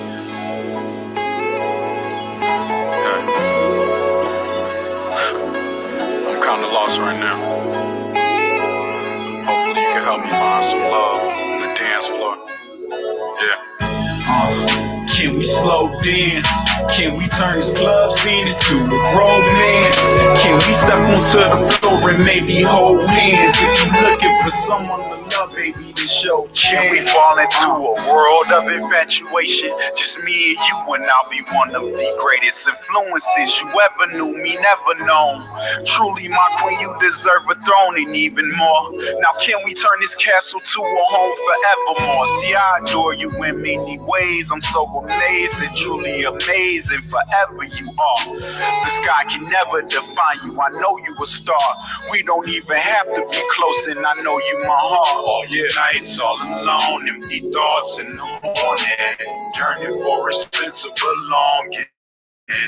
All your night, empty thoughts in the morning. I know you really needing some loving. So can we slow dance? Can we turn this club scene into a romance? Can we step onto the floor and maybe hold hands? If you looking for someone to love, baby, this your chance. Can we slow dance? Can we turn this club scene into a romance?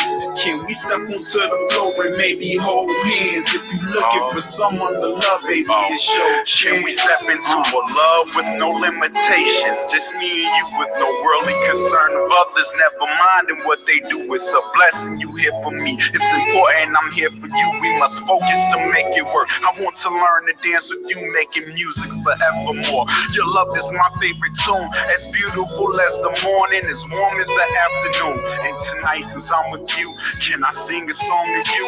Even when this night I land, I hope I only dream of you. All the nights all alone, empty thoughts in the morning, yearning for a sense of belonging. All your nights all alone, empty thoughts in the morning. I know you really needing some loving.